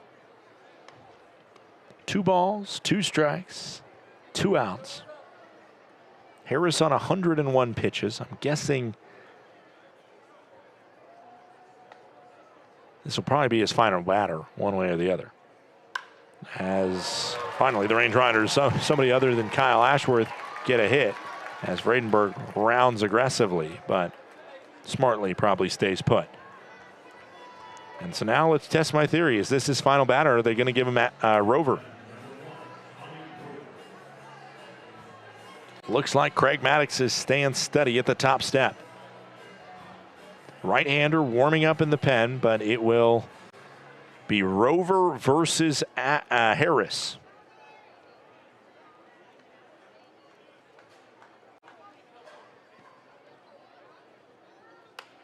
And he buffs it over towards first. Kind of a funky play there, but in the end, McHenry able to easily field and flick for out number 3. Harris survives 103 pitches and only 1 run against. We head to the 6th.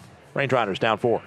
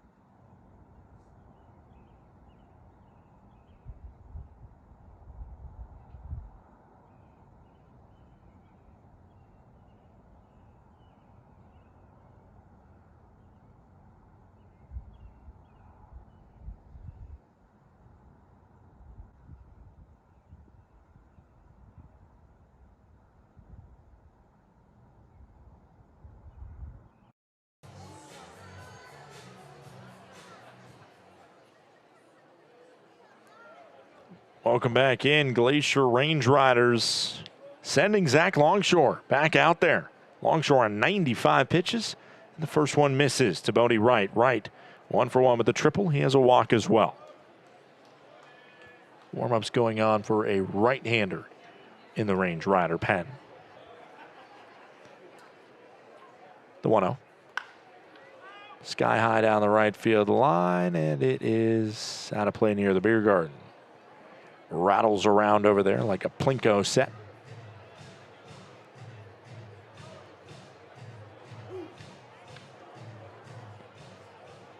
And a 1-1 pitch will come into the Mustangs' third baseman.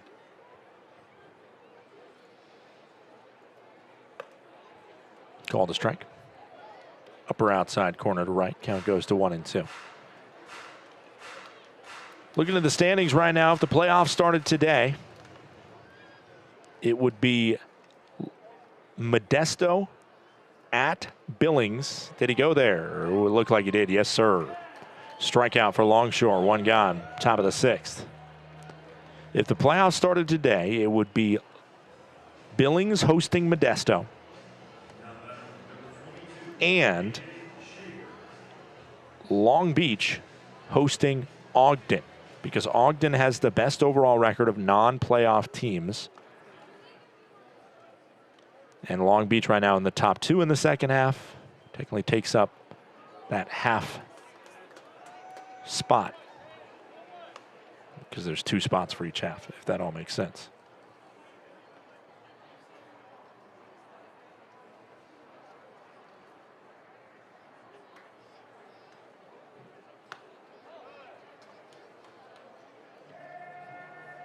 That one goes to 1-1. 1 out, top of the 6th. Longshore, into triple digits now. Down low to A.J. Shaver. Shaver, RBI single his last time up. Later scored as well. 2 balls, 1 strike, 1 out.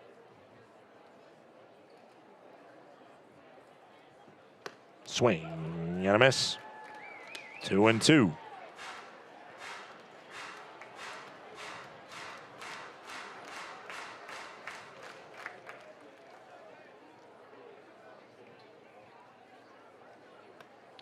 Downstairs, 3 balls, 2 strikes to Shaver.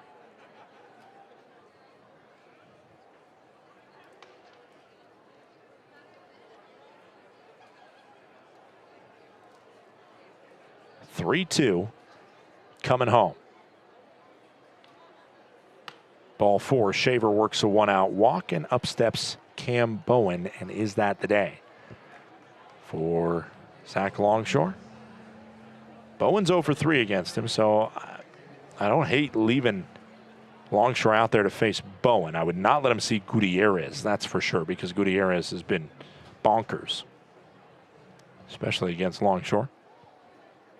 But just in general, he's a pretty good, darn good player. And now they got Shaver in a rundown. One of the faster players in the PBL. As they got Longshore. And now he runs out of the baseline. And he ran into Longshore and tried to get it as Longshore was interfering with him. That's a little bit of a shady move there to actually try and get that. As let's see what his reaction was. If he was smiling about it, if he was actually trying to sell it, then it's, yeah, that's, he turned around and tried to tackle him. That's a little bit sketchy there to try and sell that. I will say this Billings Mustang squad has tried to pull off a couple suspicious moves. One of them being down in Billings when after a mound visit, there was runners on first and second for Billings. And during that mound visit, I think it was a new pitcher for the Range Riders. And as Bowen sees a first pitch strike, after the new pitcher finished warming up and the 2 guys on base who were on first and second, they went over to try and have a conversation with their third base coach, Joel Hartman. And I don't know if it was Hartman's advice or if it was one of the players trying to do it himself, but whoever the runner was that was supposed to be on second, as this one sent towards left field by Bowen, but Collins makes the catch. Out number 3.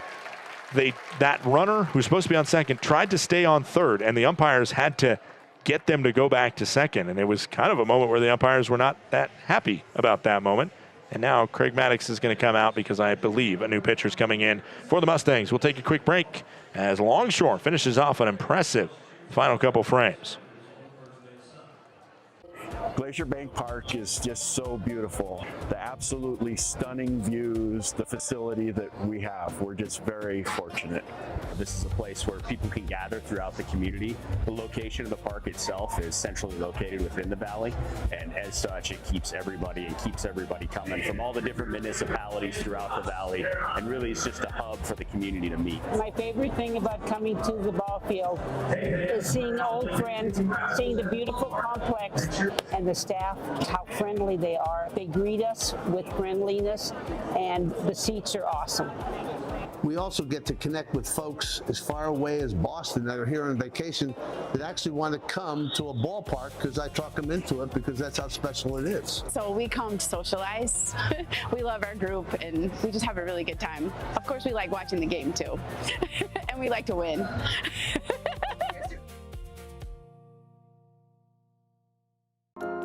At Johns Manville, what we build starts with who we are. We are people champions, listening first, putting customers and teams at the center of every decision. We're driven by passion, always going the extra mile, always pushing ideas further. We perform, setting higher standards, delivering stronger results, and creating lasting value. And we protect our people, our customers, and the world around us, today and for generations to come.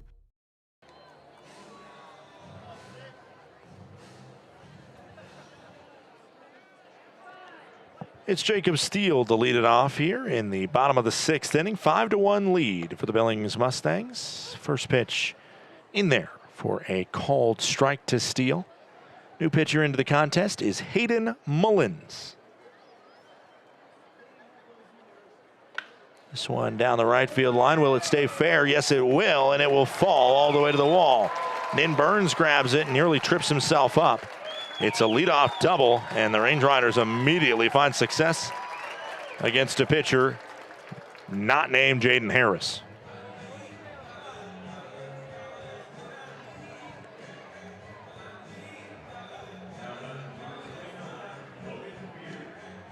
Logan Beard steps up to the plate. He's 0 for 1 with a strikeout and a walk. Final line for the starter for the Mustangs, Jaden Harris. 5 innings pitched, 3 hits, 1 run. It was earned. 3 strikeouts to 6 walks. Swing and a miss against the Hayden Mullins fastball at 91. Jaden Harris, a 1.80 ERA. Scratch that, a 1.80 whip. Called a strike on the outer cut. It's 0-2. Steele on second base after the leadoff double. Got to take advantage and try and find a way to get a run here. Scraped foul. Longshore ends up going longer than Harris, and the whip for Longshore was 1.83 compared to 1.80. Wow. The 0-2 pitch. Swing and a miss. Beard punched out. 1 gone, bottom of the 6th. Up comes Drew Collins. Hayden Mullins, new pitcher, 4.40 ERA, 21st appearance. He has 25 strikeouts, 20 walks. 284 are what opposing batters are hitting against Mullins. That double by Steele was only the 3rd, scratch that, 8th double he's given up. I was looking at Lucas Hartman. As the first pitch to Drew Collins misses, and the count goes to 1-0. Collins ground out and a pop out.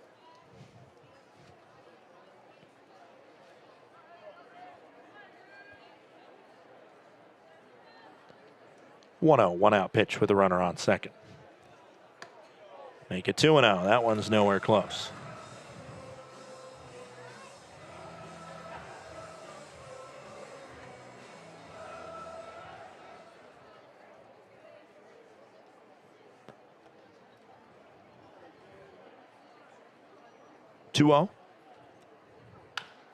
This one hit awkward spot over there near first. Mullins covering the bag, just able to beat out Drew Collins. Productive ground out as Steele moves to third base, but the Range Riders need a sacrifice type play, or can't have a sacrifice type play to get Steele over. They got to get a hit from Lutzow. Johnny Lutzow 0 for 2, 259 batting average. Only has 1 RBI, just hasn't had a lot of opportunities to be able to cash anybody in. Ball outside, count goes to 1-0.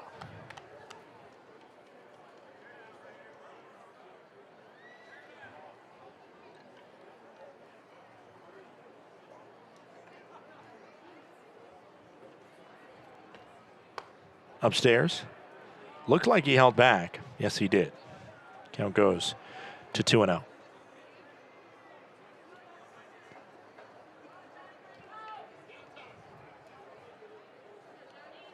Two outs. Base knock away from crossing a run, and instead the count goes to 3-0. If you're Mullins, you really want to deal with Lutzow because waiting on deck is Kyle Ashworth, who is the only guy that figured out your phenomenal starter. And you don't want to open the gate for him. Called strike, top of the zone.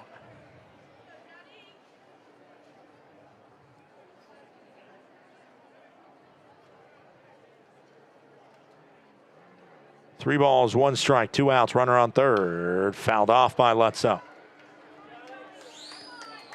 Counts now full for the La Jolla, California native. Johnny Lutzow, Santa Clara Bronco, his most recent stop where he spent a phenomenal career, not only as a really good baseball player, but a good student in the classroom, good person, well respected within the team. 3-2, 2-out pitch. Hit on the ground, up the middle, slow roller. Bowen fields and throws in time for out number 3. We head to the 7th. It's Billings 5, Range Riders 1. When injuries occur, it can feel like your goals are out of reach. I'm Dr. Karen Purser, an orthopedic surgeon and sports medicine specialist at Logan Health. If you injure a joint, muscle, or bone, our orthopedics and sports medicine specialists are here to help. Our highly specialized surgeons, clinicians, and physical therapists offer innovative treatments and the latest minimally invasive procedures to help you recover and return to activity faster and stronger so that you can reach your goal.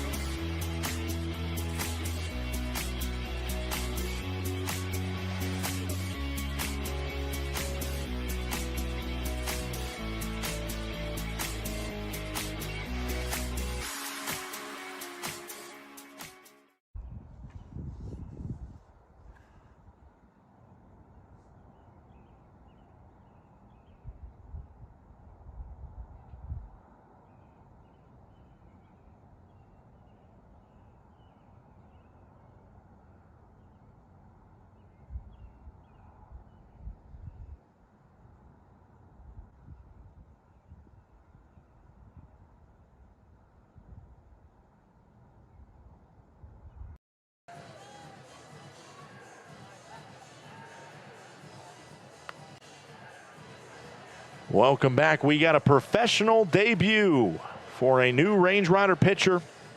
It is Gavin Johnston coming out to the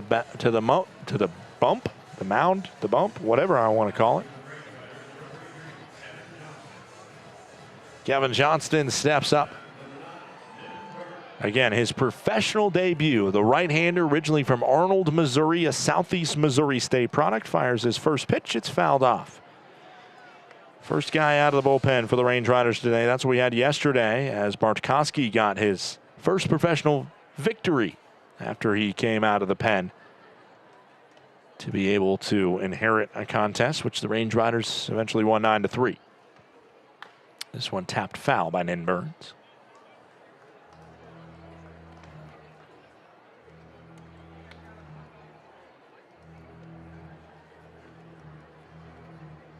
Count goes to 0-2. Nin Burns He is 1 for 3 today, has a single, pop out, and a ground out. The 0-2. Swing and a miss. It's a strikeout, the first time that Gavin Johnston has struck anybody out. It's the first batter he faces, as Nin Burns is also punched out for the first time in his professional career. Milestones for both sides, just a little bit different emotion behind those milestones. As Johnston, that's about as good as you can look, facing off against your first batter.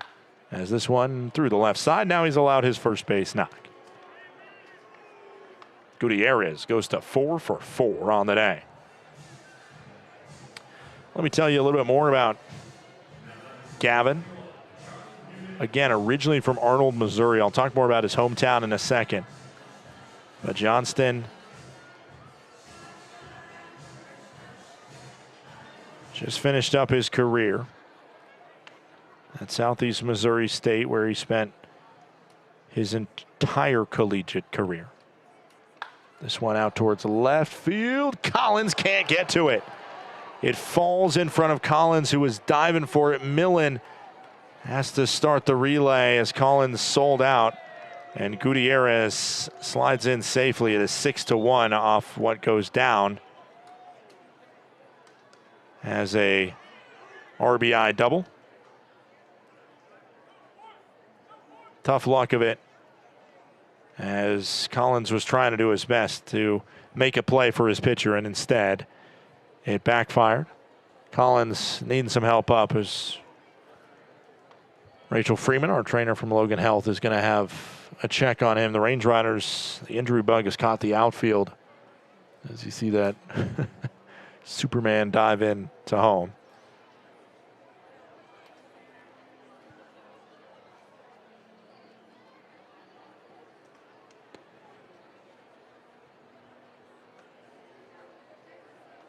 Still checking on him.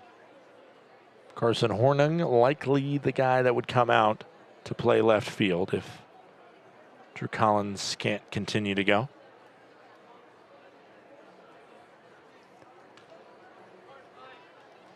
So Johnston, after graduating from Seckman High School, which is in Imperial, Missouri, Johnston started his career at Southeast Missouri State right away.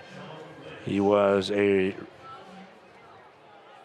solid player. I mean, 2023 tied for second on the team with 19 relief appearances. He was part of the all-freshman team. Fouled off by Sean Lynch here. Made 23 appearances the next year. And unfortunately, the season was cut a little bit short due to injury. And then his junior year was 2-0, had a 3.77 ERA. And this spring, a sub-5 ERA. As it missed. Count goes to 1-1. All of his appearances in college, 75 of them, all out of the pen.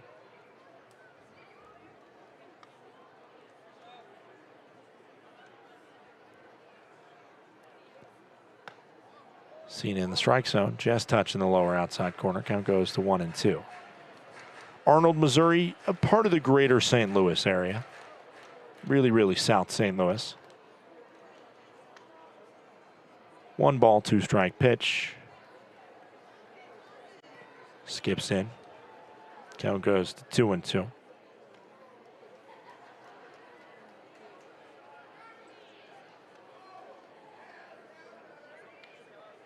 .6'2", 190 pounds.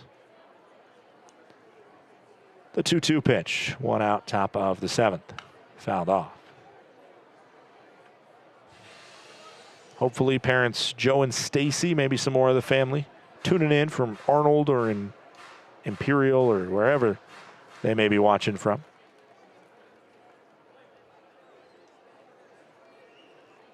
The 2 ball, 2 strike, 1 out pitch. Popped up. It's a foul, souvenir ball. Bouncing up on the roof.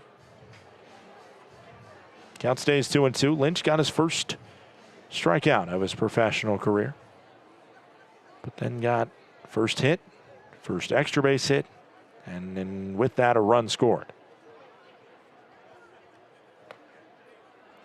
outside. 3 balls, 2 strikes.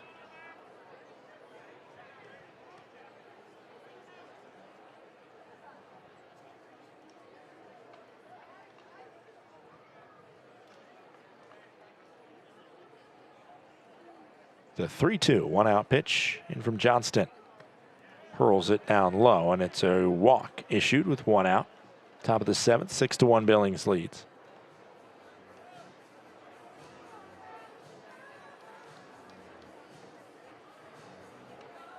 Johnston was a phenomenal prep player at Sangamon High School. All-conference selection. He was also the player of the year there.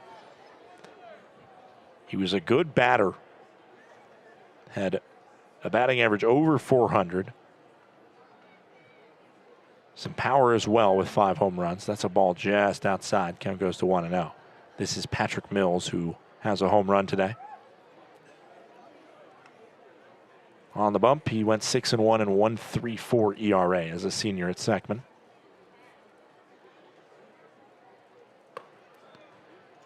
In the zone. Count goes to 1-1.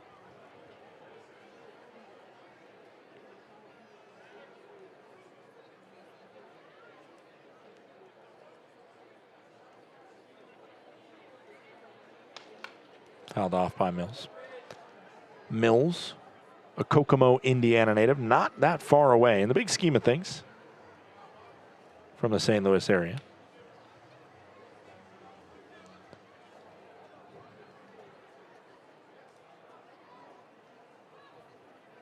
About a 5-hour drive between Kokomo and St. Louis. 1 ball, 2 strikes, 1 out. Did he go? Ooh. Crowd disagrees. Home plate umpire, that probably has to be his call. And in theory, if he's asking the guy over near third, he's not saying that he thinks it was a swing. 2 balls, 2 strikes, 1 out. Flared foul.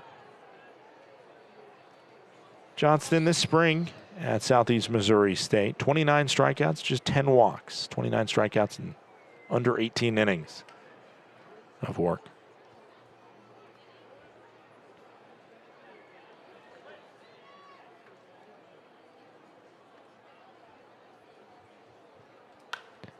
This one lifted sky high to left field. Collins being called upon again, and this one much more playable than that double against him. It's a fly out for out number 2. Didn't have to go very far for college, did Gavin Johnston. Just about an hour-and-a-half drive south of Arnold is Southeast Missouri State. Located in, I believe how it's pronounced, Cape Girardeau, Missouri. Right along the mighty Mississippi there.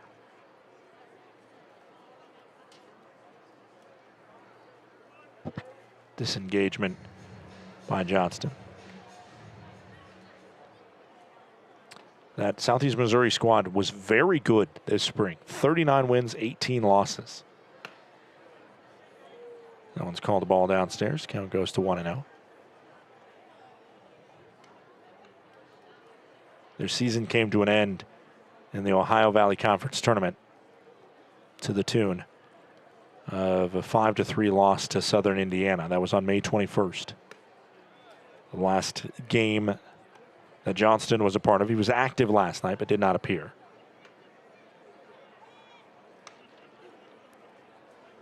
Six to 1 scoreline here, top of the 7th inning. 2-0 or 2-0 count. As this one spots the zone on John McHenry. Switch hitter batting from the left side for the first time today. Johnston pitched 1 1/3 innings in that loss to Southern Indiana that ended their season. Fouled off. Count goes to 2-2 on McHenry.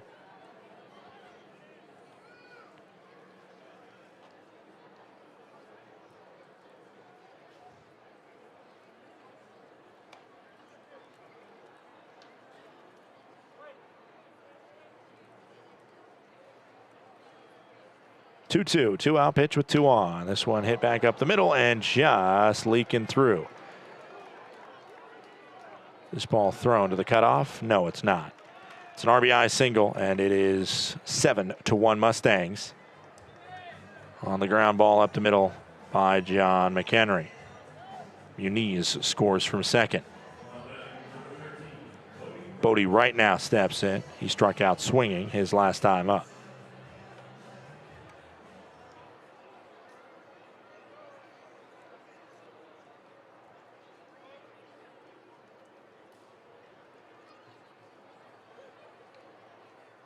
Swing and a miss. The champion of the Ohio Valley baseball tournament was the University of Arkansas Little Rock. Very good program that made some waves in the NCAA tournament. The 0-1 into right. Count goes to 1 ball and 1 strike. Johnston trying to weather the storm here, fight through some adversity in his first professional inning.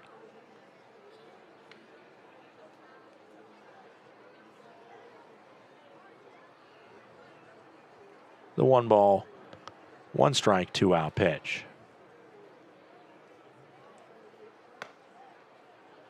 In the zone, right at the bottom of the zone. 1-2 goes the count.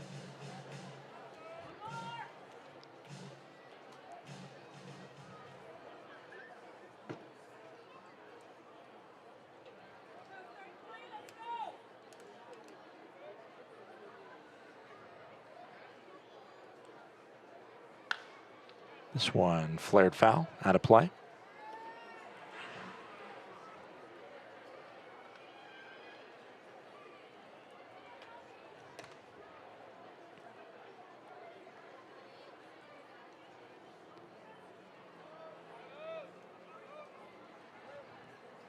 Johnston, one of the younger players on this roster now, just 22 years of age. But trying to get thrown into the professional baseball season and pitch like a pro. Not easy to do, especially against one of the best offenses in the league. And it will not get easier because that's who the Range Riders continue to face with Ogden on deck, who has the second best offense in the league. 1-2. Low and away. Just trying to find that punch out here. Found it fairly easy against Nin Burns.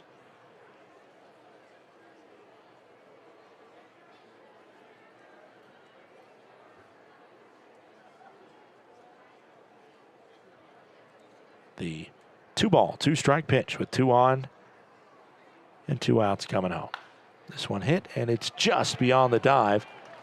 Green light to send the runner home. The throw will be cut off. No, it's actually not a green light to send the runner home. Bases will be loaded. And oh, Nelly. The work is now really cut out for Johnston. It's A.J. Shaver stepping to the plate as Will Oman will have a conversation with with Johnston. Warm-ups are going on in the pen, but it is this moment right now. Johnston versus H.A. Shaver, which we will key in on, because it looks like it will be a matchup that will take place.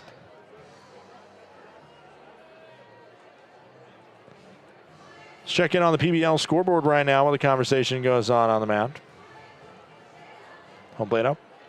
Umpire Zach Dart breaking up the brouhaha. Right now, Ogden leading Great Falls 14-5. The Raptors head here probably after the game tonight to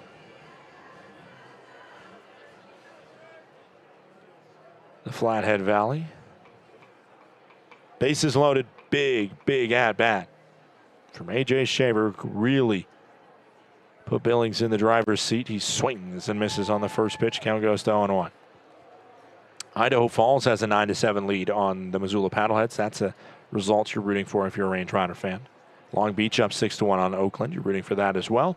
Yuba leading Boise 4-2. That's not a bad score line. This one skips in the dirt, 1-1. And Modesto up on Red Pocket 2-0. In theory, you'd probably want the Mobiles to win that one, but I think my hope has left the building for the Red Pocket Mobiles. 1 ball, 1 strike, 2 outs. Top of the 7th inning.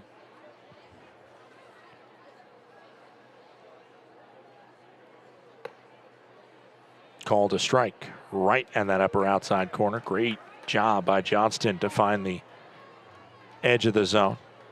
2 across this inning against Yavin Johnston. A Muniz double, a McHenry single. Each scored a run. The 1 ball, 2 strike pitch into Shaver. Johnston in his professional debut facing off against a very likely MVP candidate.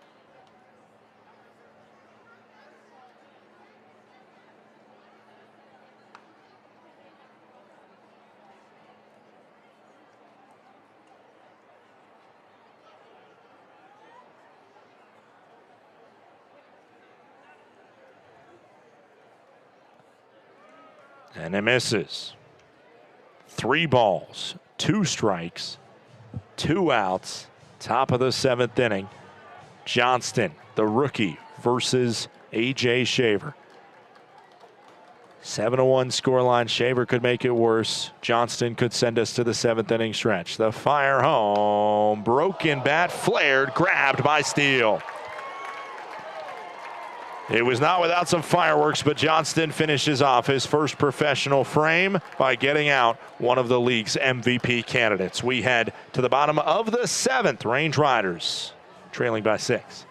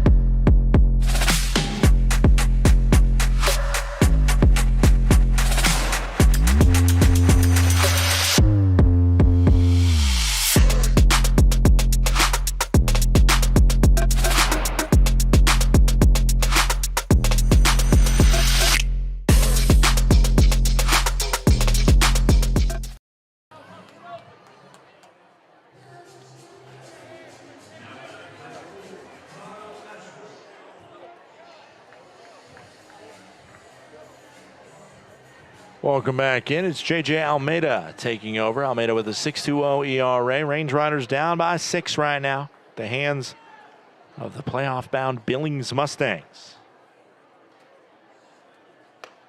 First pitch is in the zone to Kyle Ashworth, who's 2 for 2.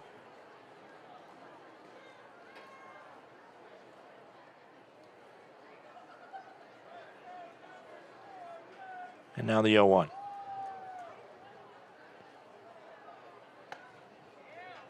That one also slots into the zone. Count goes to 0-2. Range Riders have not used a challenge today. It would not have been a good spot to use it, let's be clear. 0-2 pitch.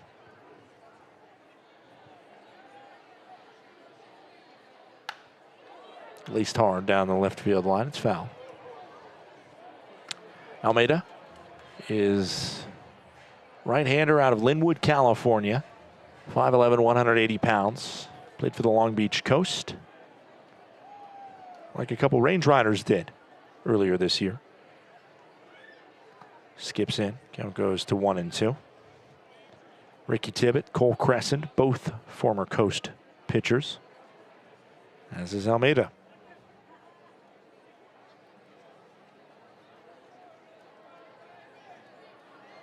1 ball, 2 strikes, nobody out. Try to bring that one back down to the zone. Couldn't. It's 2-2.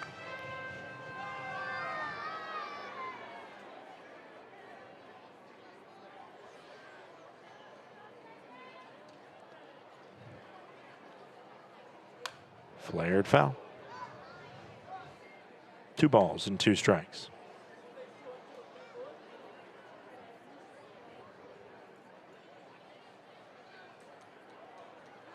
Two, nobody out. Bottom of the 7th. Leadoff batter here in Ashworth versus Almeida. Skips in. And that one caught by Ashworth. I love baseball. You see something new every single night. I don't know if I've ever seen that. Where that just skipped perfectly and kind of set in the chest of Ashworth, and he stuck his right hand out and caught it. Sometimes the new thing you see is so crazy unique. Sometimes it's just something whimsical like that. It's a ball outside, and Ashworth reaches for the 4th time today. Golly, man, he is a hard out. Him and Gutierrez. Just insane. Up comes Jake Millen. Millen 0 for 3 batting out of the 2-hole today. Pop out, fly out, and a ground out.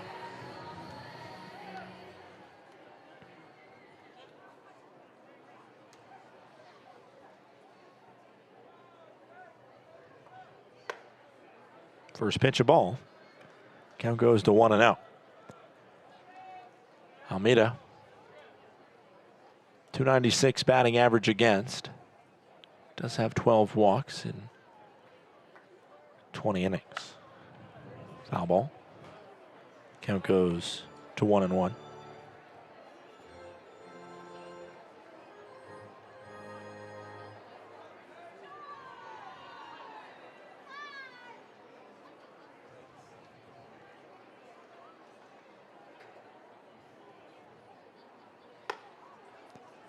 There's a ball. It's 2-1.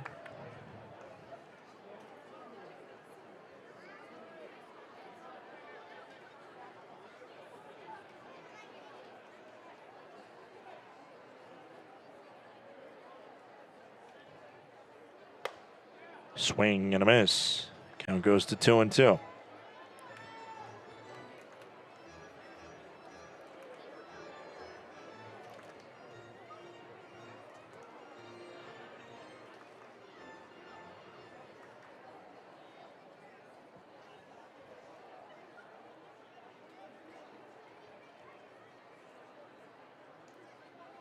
Ball 3. Good at bat by Jake Millen here. It's going to go down as a quality at bat.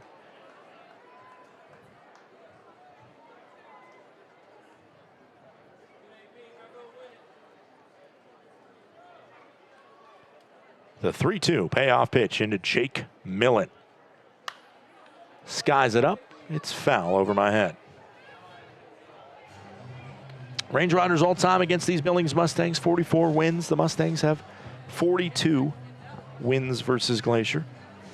That means Range Riders have a .512 winning percentage in this very evenly matched series between these two squads. Range Riders dominate here at Glacier Bank Park. They're 22-7 versus Billings, while in Dealer Park, it's the Mustangs with the advantage, 35 wins to 22. It's ball 4 and a walk issued to Jake Millen. Is there some magic in the tank for the Range Riders? Can they spark something in the 7th versus Almeida? Carson Garner steps up. Range Riders, for as sluggish as the offense has been, to be down by 6 right now, I think that's a pretty good spot to be in. Not just the offense being sluggish, but Billings has also scored the runs. They've taken advantage of most of the chances they've gotten the opportunities for. There's warm-ups happening in the Range Rider pen. Muniz having a conversation with Almeida here. Just a quick little touch in.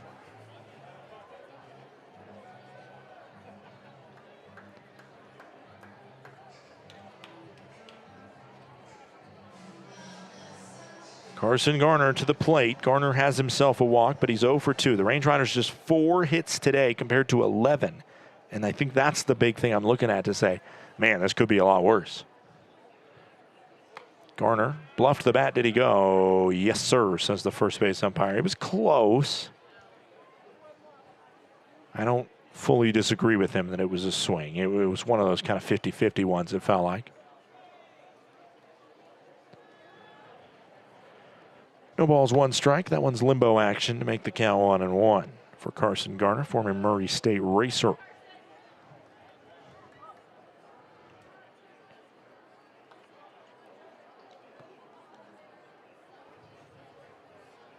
Seventh appearance as a Mustang player for Almeida. Upstairs again, 2 balls and 1 strike. 4.7 ERA for Billings. Went 1-0, had a 7.11 ERA in 8 games, did have 3 starts for the Coast. And for whatever reason, those aren't horrible numbers, but they cut him loose. The 2-1 pitch. Hits the zone on the outer cut. It is 2-2. Pitched in the draft league last year, did Almeida. Had a 1-0 record, 2.76 ERA, and 41 strikeouts in 29 1/3 innings in the draft league. Those are very good numbers from a very good league. The 2-2. Ball in. Ooh. A punch going. Challenged by Garner, but he's punched.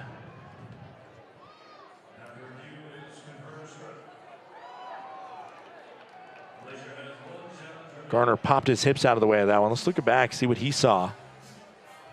Yeah, I think he just completely misread that one. It was a fastball on the inner cut, and I think he just started to react with the hips there and didn't fully get a good look at the pitch. Almeida finished up his collegiate career in Grand Junction, Colorado, a former Pioneer League town, where that one's called a strike. Count goes to 0-1. That was the one to challenge because that one did truly miss. Finished up his career at Colorado Mesa. Went 2-3, 4.71 ERA. He also spent 2 seasons, as that one misses, just a little bit higher than the last one.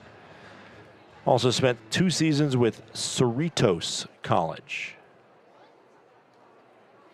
The Falcons of Cerritos College, which is a rare school that I have not heard about. The 1-1 pitch. Swing and a miss. 1-2.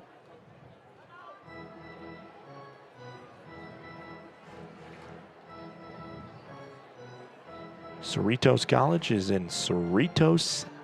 No, excuse me, it's in Norwalk, California. It is a JUCO, that's why. My California JUCO knowledge is not expansive. 1-2 upstairs, 2 balls, 2 strikes.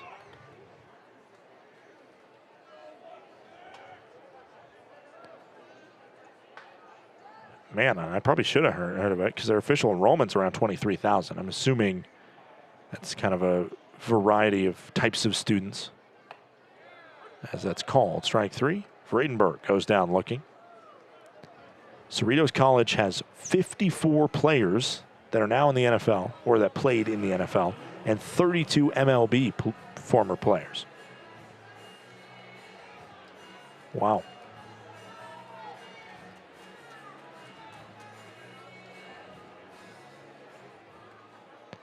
Up steps Tommy Rover, who's 0-2.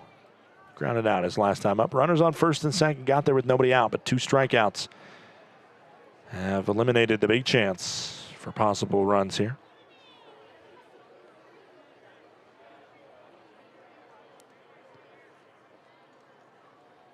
Joe Gibbs, the former coach for Washington in the NFL. He went to Cerritos College, as did TJ Hushmanzada. Come on now. DJ Reed, who's currently defensive back for the Jets. Ramondre Stevenson. Man, they got some ballers down there in Cerritos on the football field, man. Jim Zorn as well. Former Seahawks quarterback. Also head coach in the NFL. That's just one of many, man. I didn't recognize any of the baseball names. 3-0 pitch into Tommy. Hits the zone. Count goes to 3-1.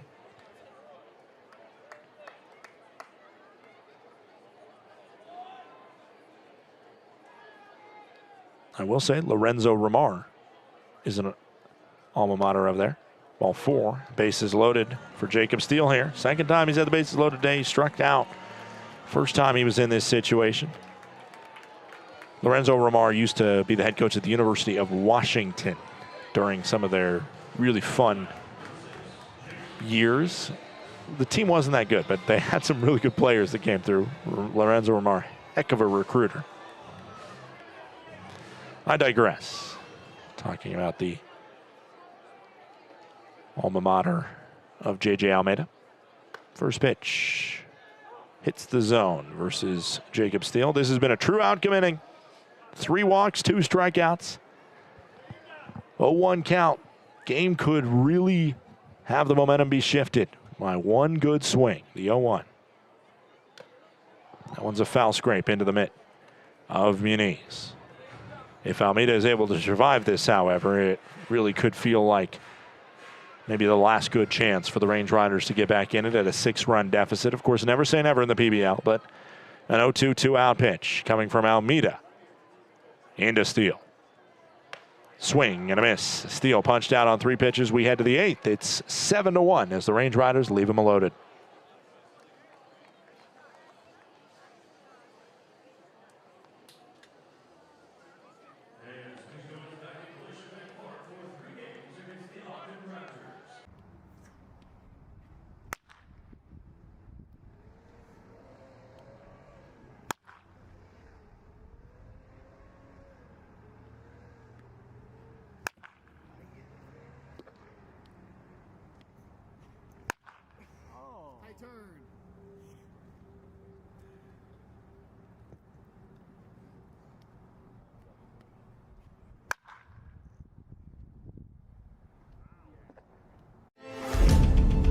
Numbness and tingling in the hand can make you lose your grip. Hi, I'm Dr. Nate Fogel. I'm an orthopedic surgeon and hand specialist here at Logan Health. Repetitive actions can lead to a condition called carpal tunnel. Left untreated, these symptoms can interfere with your daily life. Our fellowship-trained hand surgeons offer patient-specific care to help you regain control. Here's to getting a grip on life. Welcome to Magoo & Company, a third-generation family-owned business nestled in the heart of downtown Whitefish. We offer a dazzling array of diamonds, ethically sourced Montana sapphires, and captivating custom designs that capture the essence of Montana's natural beauty. From jewelry design and appraisals to cleaning, repairs, and gemologist consulting, your satisfaction is our priority. Experience the magic of Magoo & Company and discover the perfect piece to celebrate life's special moments.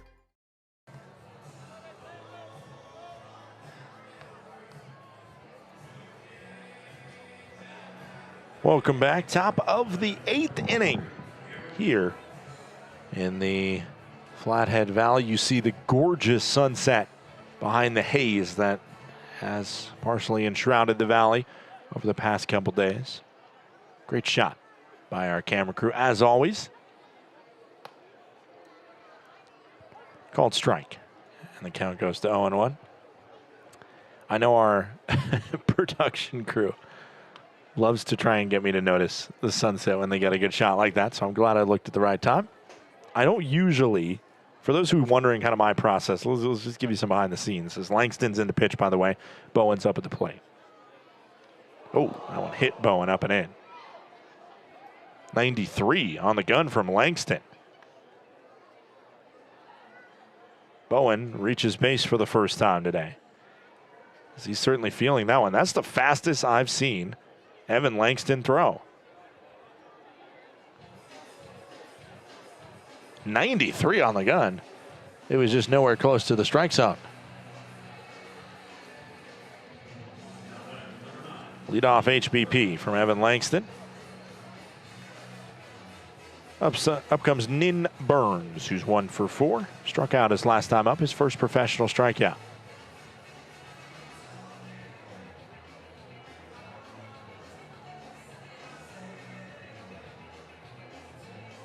Bowen, a threat to steal over there, 18 stolen bases.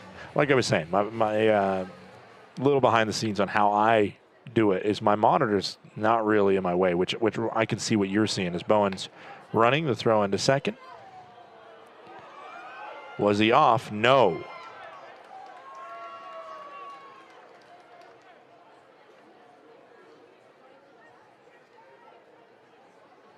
Little back and forth discussion maybe between Bowen and Beard. As you take a look back at this. Ooh, he almost was off the bag. I kind of knew that he was going to run on that first pitch. That's why I mentioned it, because I just had a feeling he was going to go for it. 19th stolen base of the year by Bowen.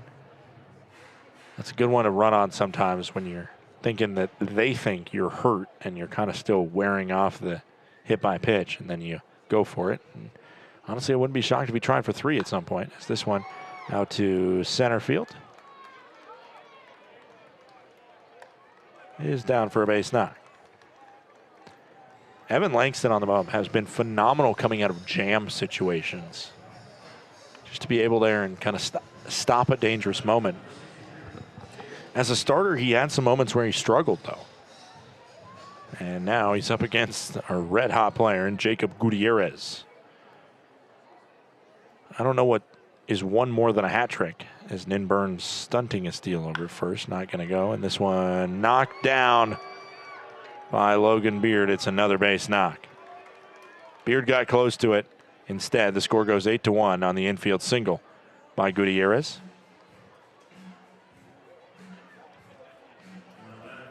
Maybe one day I'll finish my thought. I sometimes look at the monitor, but I really don't look at it a lot. I think that's all I was trying to say. Especially not during like active gameplay. I kind of stay away from it and just watch the game in front of me. Unless there's like a good replay coming or something like that I want to look at. So, when our tremendous production crew shows you guys a great shot, a lot of times I am very off in the clouds. Just not looking at it at all. La-di-da. Swing and a miss count goes to 1-1. This is Charlie Muniz. Muniz with a double his last time up on that failed dive attempt in left field by Collins. Pick off back to second, and in Burns just in there safely. 8-1 Mustangs lead here. Range Riders, no matter what, take the series. There have been 2 series losses all year by the Billings Mustangs, and it's been the Range Riders that have given them both of those losses. 1 ball, 1 strike. Nobody out, top of the 8th inning.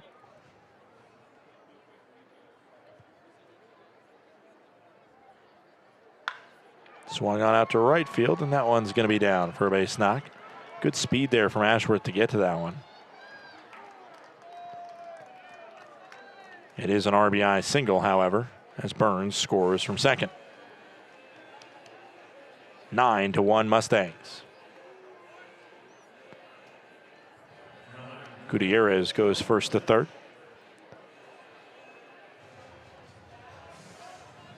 Sean Lynch steps up. Lynch is 0 for 2. He has struck out swinging twice. He's also walked twice.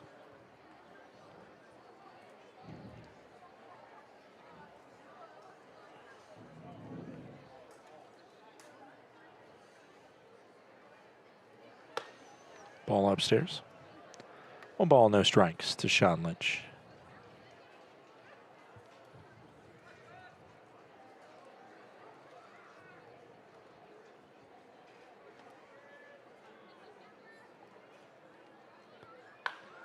This one out towards left field. Catch made. Gutierrez will likely score on a sacrifice fly.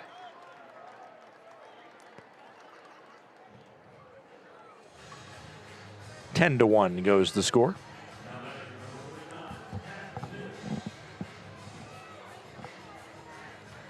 Might start a new tradition. Official Attendance Day, 1920. And on this day, in 1920, July 23rd, 1920, the British East Africa Protectorate was officially annexed by the United Kingdom, which transformed it into the colony of Kenya. Bet you didn't know that happened today in 1920.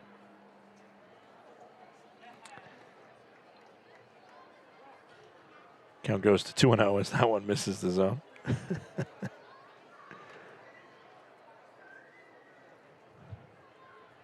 2 balls, no strikes, 1 out. This one, maybe a chance for 2. It'll be pretty routine for just that. Mills grounds into the double play. Has 3 across for the Billings Mustangs in the top of the 8th. Range Riders back to work on offense, down 10-1 in the bottom of the 8th. As you take one more look at Steele, clean and easy on the 6-3 double play.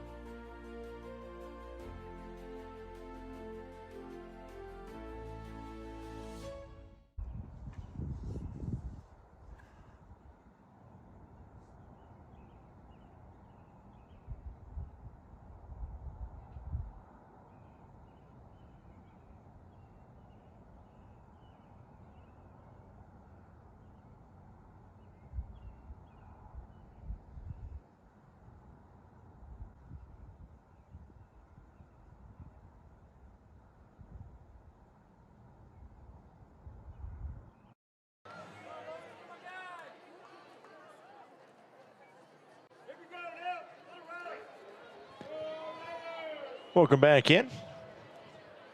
It's Logan Beard to lead it off in the bottom of the 8th. He fouls it off. Beard 0 for 2 today.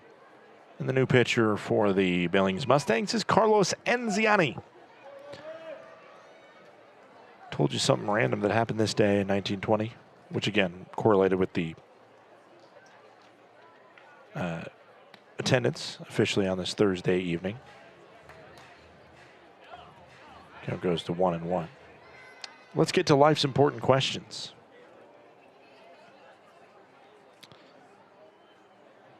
Question for you. As this one hit over toward third, scooped and thrown on target on time. Great play by Bodie Wright over there at third base. 1 out. The question is, are we pro or against tickling? I think I'm against it. I think this may be a phase of childhood where it's fun. Not even really, you know. I'm anti-tickling. I don't think. Some say it can be a cute form of affection, but most others would say brutal form of torture, I think.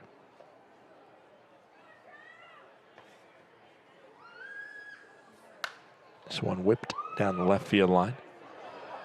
It's foul. Count goes to 0-2, and then it somehow bounces towards Cam Bowen, the shortstop, who grabs it and flicks it over to the dugout. The bullpen, actually. No balls, 2 strikes, 1 out. Bottom of the 8th inning. The 0-2 pitch into Collins, who's 0 for 3. Hits it foul. Count stays 0-2. Anziani, the new pitcher. He is on the season, throwing a 5.34 ERA, 21st appearance, 29 Ks in 32 innings.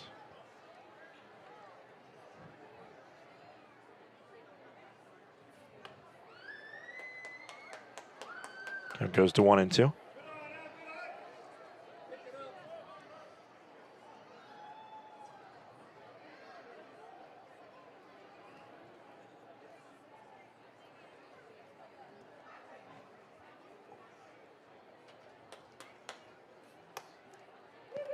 That's a ball. It's 2-2.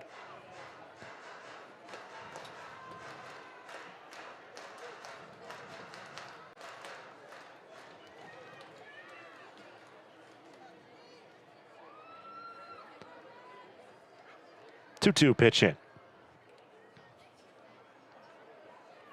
Swing and a miss. Collins turned down on strikes, and there's 2 gone. Bottom of the 8th inning. Up comes Johnny Lutzow, who is 0 for 3 today.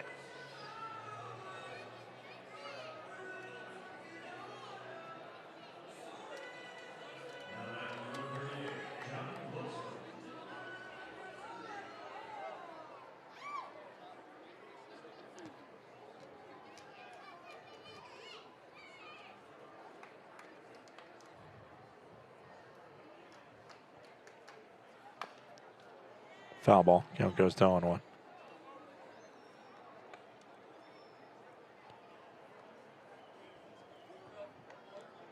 Range Riders 3 outs away on the other side of the 9th inning. If Lutzow is out here, certainly, as the count goes to 0-2. There could be more punches left in the chamber for the Range Riders, but this has kind of been just, I think, kind of the exhaustion that it takes to beat this Billings Mustang squad 2 nights in a row. Probably spilling out into this one. An 0-2 pitch. Skips in for Manziani.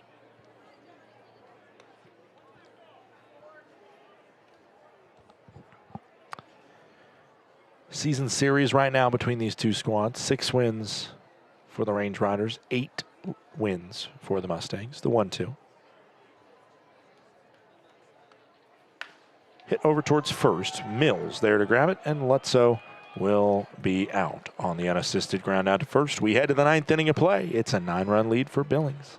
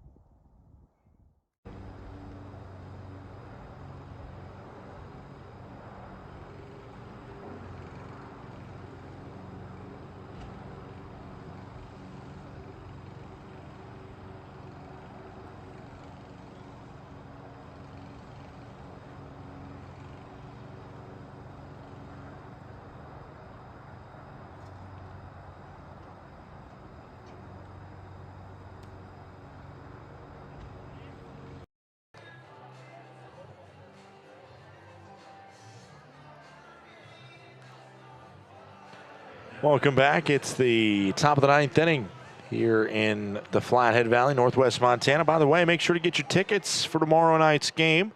It is Logan Health Children's Night at the ballpark. We just showed the uniforms that the Range Riders will be wearing in stadium. As this one hit towards second, backing up there, and that's a tough one. Backing up, it was an awkward play, but maybe should have been made by Steele. And we'll see what it goes down as.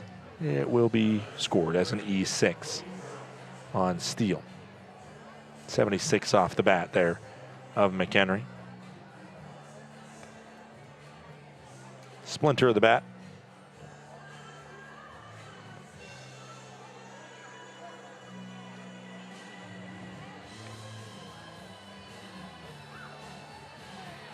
There's nobody there to grab the splinter.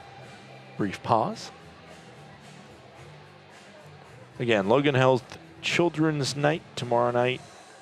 The jerseys were the creative genius and input from the kids at Logan Health is a great opportunity. Bare hand needed by Garner, not going to have the chance to do it. Bunt single by Bodie Wright, and up steps A.J. Shaver.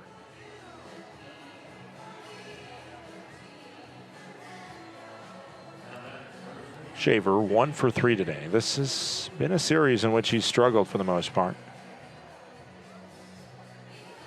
Evan Langston still out on the bump. On Sunday as well, and we just saw those jerseys in stadium, it is Cars Day. As a foul ball hit by Shaver makes it 0-1. Cars Day at the ballpark.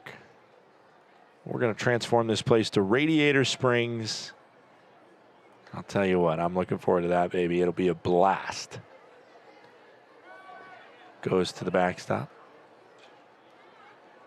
Wild pitch. Count goes to 1-1. McHenry and Wright each move up.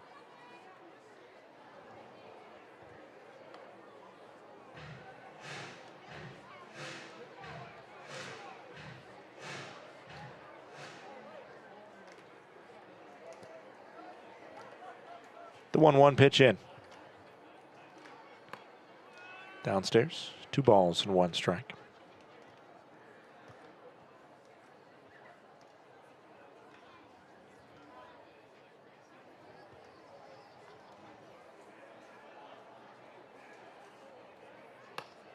Shaver swings and misses. 2-2. Range Riders this weekend will be playing the Ogden Raptors, who is a look at the scoreboard. Currently are leading the Great Falls Voyagers 14-6. Swing and a miss.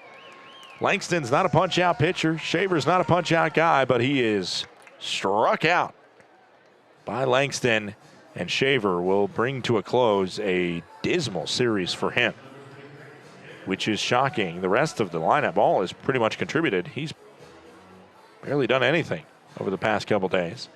Had his on-base streak snapped on Tuesday. And I'll tell you what, I've been gassing him up for the whole time, basically, the Range Riders have played in Billings because he's looked phenomenal. As Bowen taps this one back to Langston, and they're going to make the throw, and now they're going to have a chance for a double play. The throw coming back to second. It's safe, and the run scores. Langston is upset with that call, or maybe with the defense. I don't know.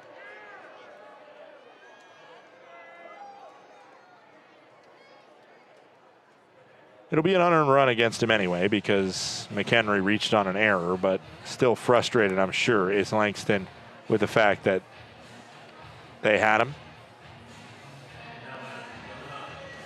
Goes down as a ground out, not an RBI ground out. As the runner really shouldn't have scored. They just advanced on the run. Bowen finishes the day 0 for 5.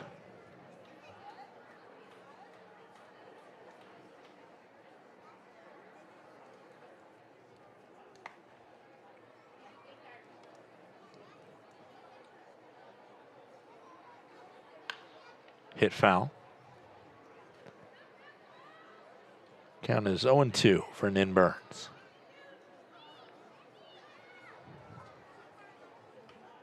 (11-1) goes the score. The Mustangs lead.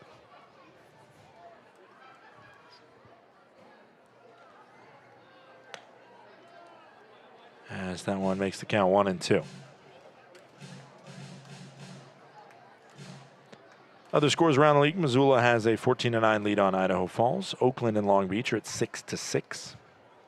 Boise and Yuba at 4-4. 2-2. And Modesto leads Red Pocket 8-1, as it looks like the Roadsters may never lose again. On the second half, they are 8-0. 2-2 pitch. Tapper. Bodie Wright is playing this game like it's a tie game in the top of the 9th inning.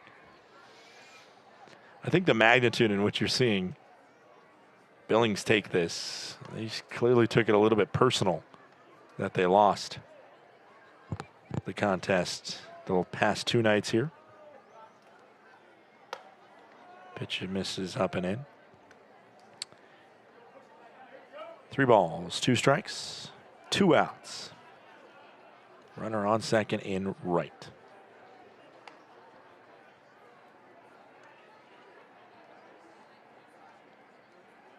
Fouled off.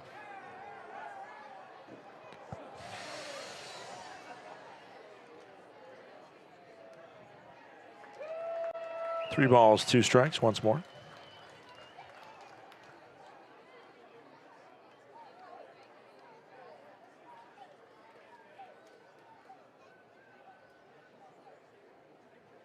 Fouled off again.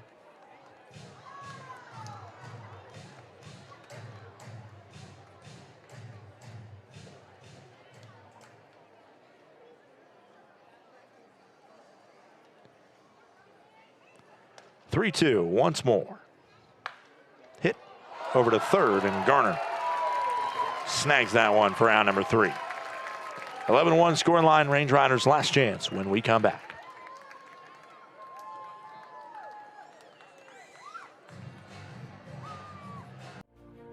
Thinking about where to host your next office event? Book the indoor event space at Glacier Bank Park. With a capacity up to 145 people, our indoor event space is a flexible, year-round venue ideal for accommodating receptions, conferences, and holiday parties. The spacious layout boasts impressive stadium and mountain views, providing the perfect setting for guests to mingle, network, and celebrate. Book your office party today at glacierbankpark.com. When injuries occur, it can feel like your goals are out of reach. I'm Dr. Karen Purser, an orthopedic surgeon and sports medicine specialist at Logan Health. If you injure a joint, muscle, or bone, our orthopedics and sports medicine specialists are here to help. Our highly specialized surgeons, clinicians, and physical therapists offer innovative treatments and the latest minimally invasive procedures to help you recover and return to activity faster and stronger so that you can reach your goal. Welcome to Magoo & Company, a third-generation family-owned business nestled in the heart of downtown Whitefish. We offer a dazzling array of diamonds, ethically sourced Montana sapphires, and captivating custom designs that capture the essence of Montana's natural beauty. From jewelry design and appraisals to cleaning, repairs, and gemologist consulting, your satisfaction is our priority. Experience the magic of Magoo & Company and discover the perfect piece to celebrate life's special moments. Welcome back in.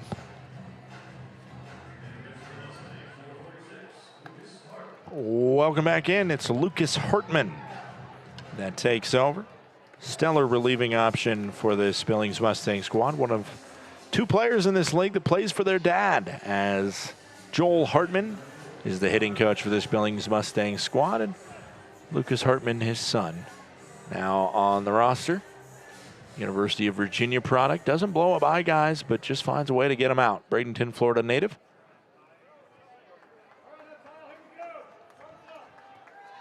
As the first pitch comes in to Ashworth.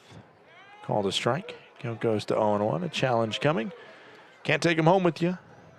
The Range Riders will be out as that one was unsuccessful.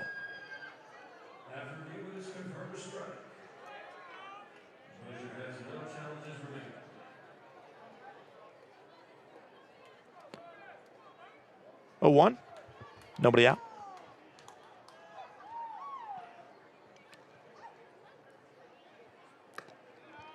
Count goes to 1-1. That one missed.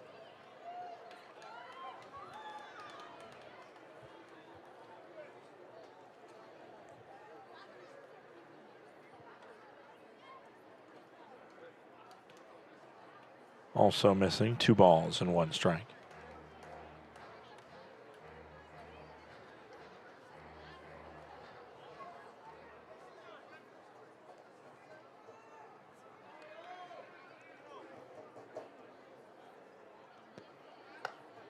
Ball 3 outside. So the first one did hit the zone. It was challenged, confirmed to do that, but then since then it has been all balls fired in.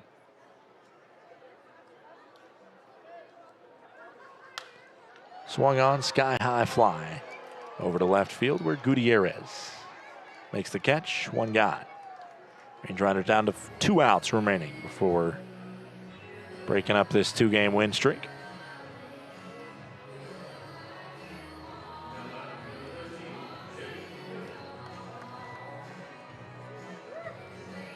One out, bottom of the 9th inning.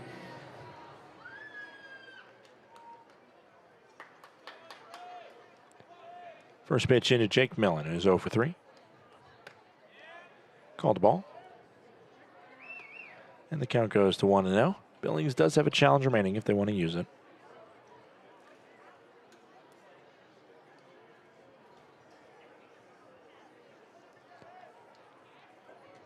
The 1-0, 1-out pitch.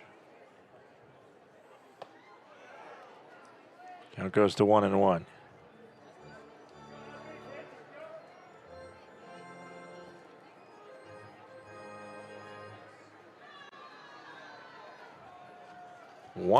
One out pitch. Into Millen. Swung on, sky high fly. Shallow left field, the outfielder Gutierrez. Oh, no. Bowen thought he got called off. Instead, he did not, and Gutierrez watched it drop in front of him. I don't know what happened there, but it goes down as a double. Pop fly double for Jake Millen. He'll take it. Good job hustling out of the box and getting to second in time. Certainly, if you're moping and pouting around, you're not getting there safely because Gutierrez picked it up pretty quickly and fired it to second. Up comes Carson Garner. That's the 5th hit of the day by the Glacier Range Riders offense. Swing and a miss. Hartman should be the most frustrated right now with his defense. Especially if this run ends up coming around to score. He would, I assume, be pretty upset. The 0-1. Ball count goes to 1-1. On the season, Hartman has just a 4.29 ERA. 253 batting average against him.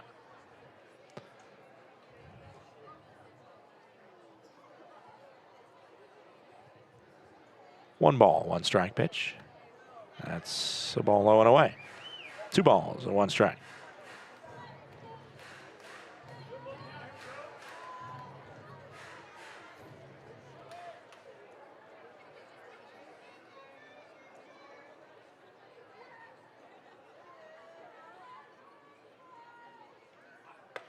Upstairs.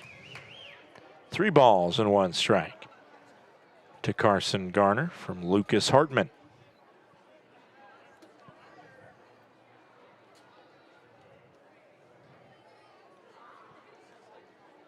The 3-1 pitch in with 1 out and a runner on second.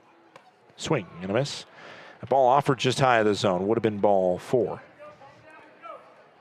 Counts full. Crowd sticking this one through as the sun nearly fully set behind us. Sky still a little bit light, but basically into the nighttime now. The 3-2, 1 out pitch in. Fouled off.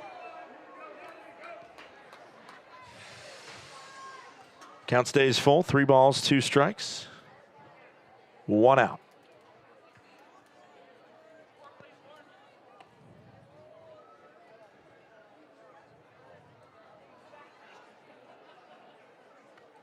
And Hartman disposes of 2 balls that he didn't like very much.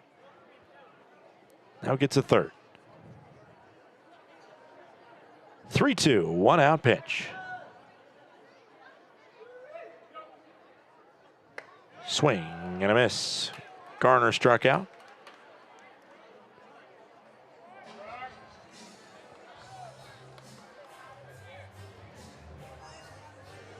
Brock Vredenberg steps up. Vredenberg 1 for 3 with a single, has a walk as well, and he's the last chance for the Glacier Range Riders.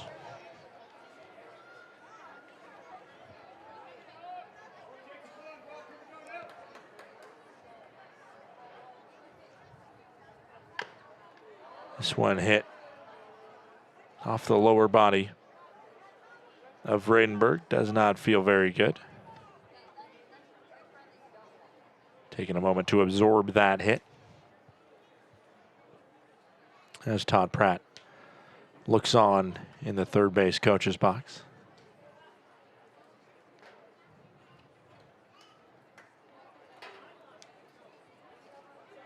Oh, 1 the count on Vredenberg. Just trying to maybe make this one look a little bit more aesthetic in the end. If he can grab a base knock, that one misses, and it's 1-1.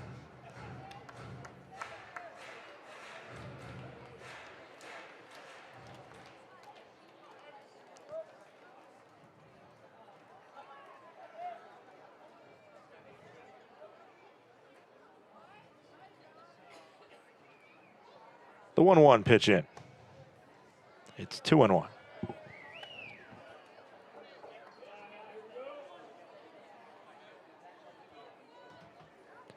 Two balls, one strike, two outs, bottom of the ninth inning. Vredenberg the last chance as the Range Riders are down by 10.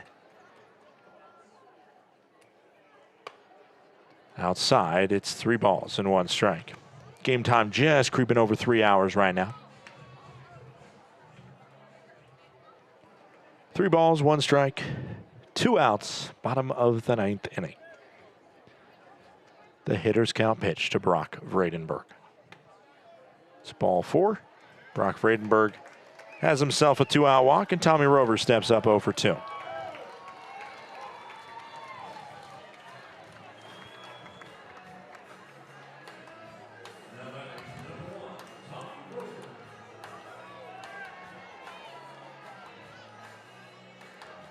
Two outs, bottom of the ninth inning. Range Riders down by 10. Need Rover to do something to keep it alive.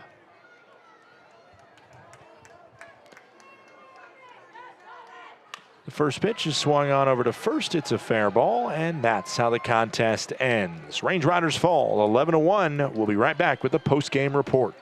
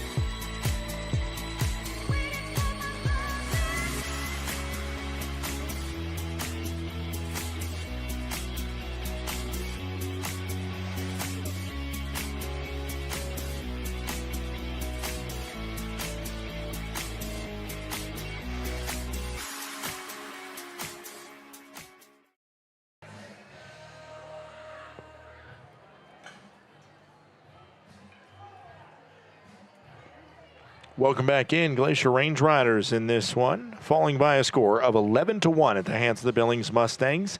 The winning pitcher for Billings, another great performance from Julian Harris, who was able to fire that one in, Jaden Harris. 5 innings pitched, 1 earned run, 3 strikeouts, did have 6 walks there, did Harris. The losing pitcher will be Zach Longshore, 5 earned runs, over 6 innings of work for Longshore. No save in the 10-run win for the Billings Mustangs.